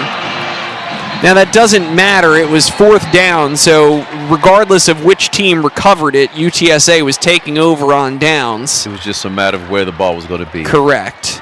And you kept him out of the end zone. There is a player down for UTSA, and you hope that with 39 seconds to go, all UTSA has to do is take a knee. Number 47, defense. 5-yard penalty. Repeat 4th down. Well, all that for nothing. Jeez.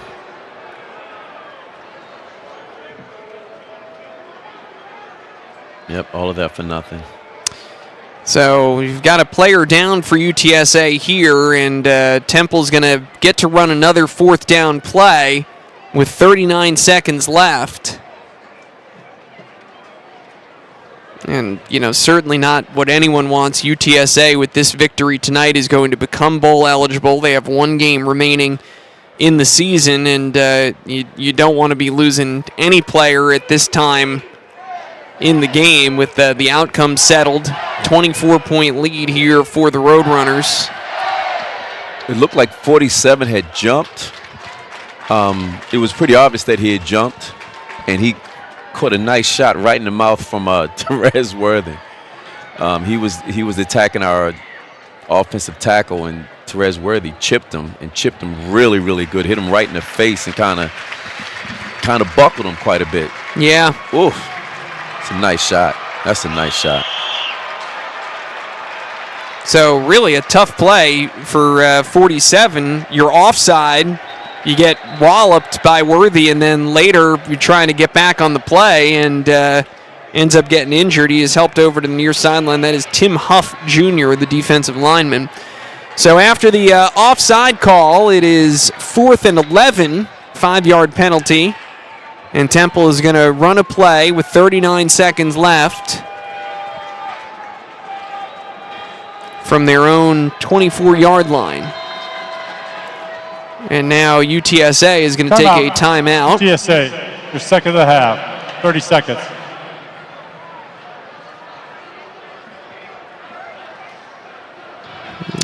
Jeff Traylor seeing something he didn't like. And as Temple, like, what do you do here? You just, I don't know. Try to, I don't know. Just keep passing it backwards and throwing it around and just trying to run the time off the clock. Like, what do you do here?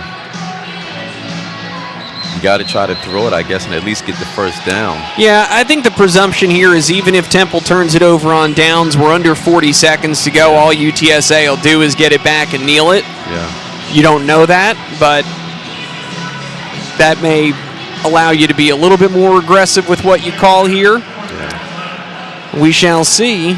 On 4th and 11, empty backfield for Simon. Offsides. Simon steps up, throws downfield, has a man, Kajaya Holloway makes the catch, and then it comes loose. It's a catch and a fumble recovered by UTSA with 27 seconds left. That was a great ball under pressure thrown by Evan Simon, and Kajaya Holloway has got great speed, makes the catch, but then it's poked out. Nice job in coverage by Bryce Graves, who got beat and then got back in there to pop it loose. Punch the ball out, yeah. Well, certainly now, given the spot on the field, the call is going to be upheld. UTSA, a minimum is going to be backed up inside their own 20 here, so I don't see them doing anything crazy with it with 26 seconds left. No, just come up in victory formation here. Yep, in the game. The Roadrunners come up under center. McCown kneels it down, and UTSA will let the final seconds tick off the clock. The Roadrunners on senior night will be bowl eligible as they get to 6-5. Temple falls to 3-8 with 1 game remaining in the regular season. They'll take on North Texas at home. Yeah, 1 game left, man. What a season. What a season. We still have 1 game left, so we got to go home. We got to prepare. Get ourselves together. How much attention do you pay to this film? If it were me as a coach, I'd probably watch it up until the point where we just started just having to take ridiculous chances at the end of the game. I wouldn't have my kids in there the whole game, the whole time watching this film. We had our moments. There were certain times where we looked pretty good. Certain times where we were like making moves, it looked like we were going to make a move, but it's tough, but we can't score quickly, and we haven't really shown that ability to do so. It was pretty tough. We could never catch up. 51-27 is the final score. UTSA gets the victory.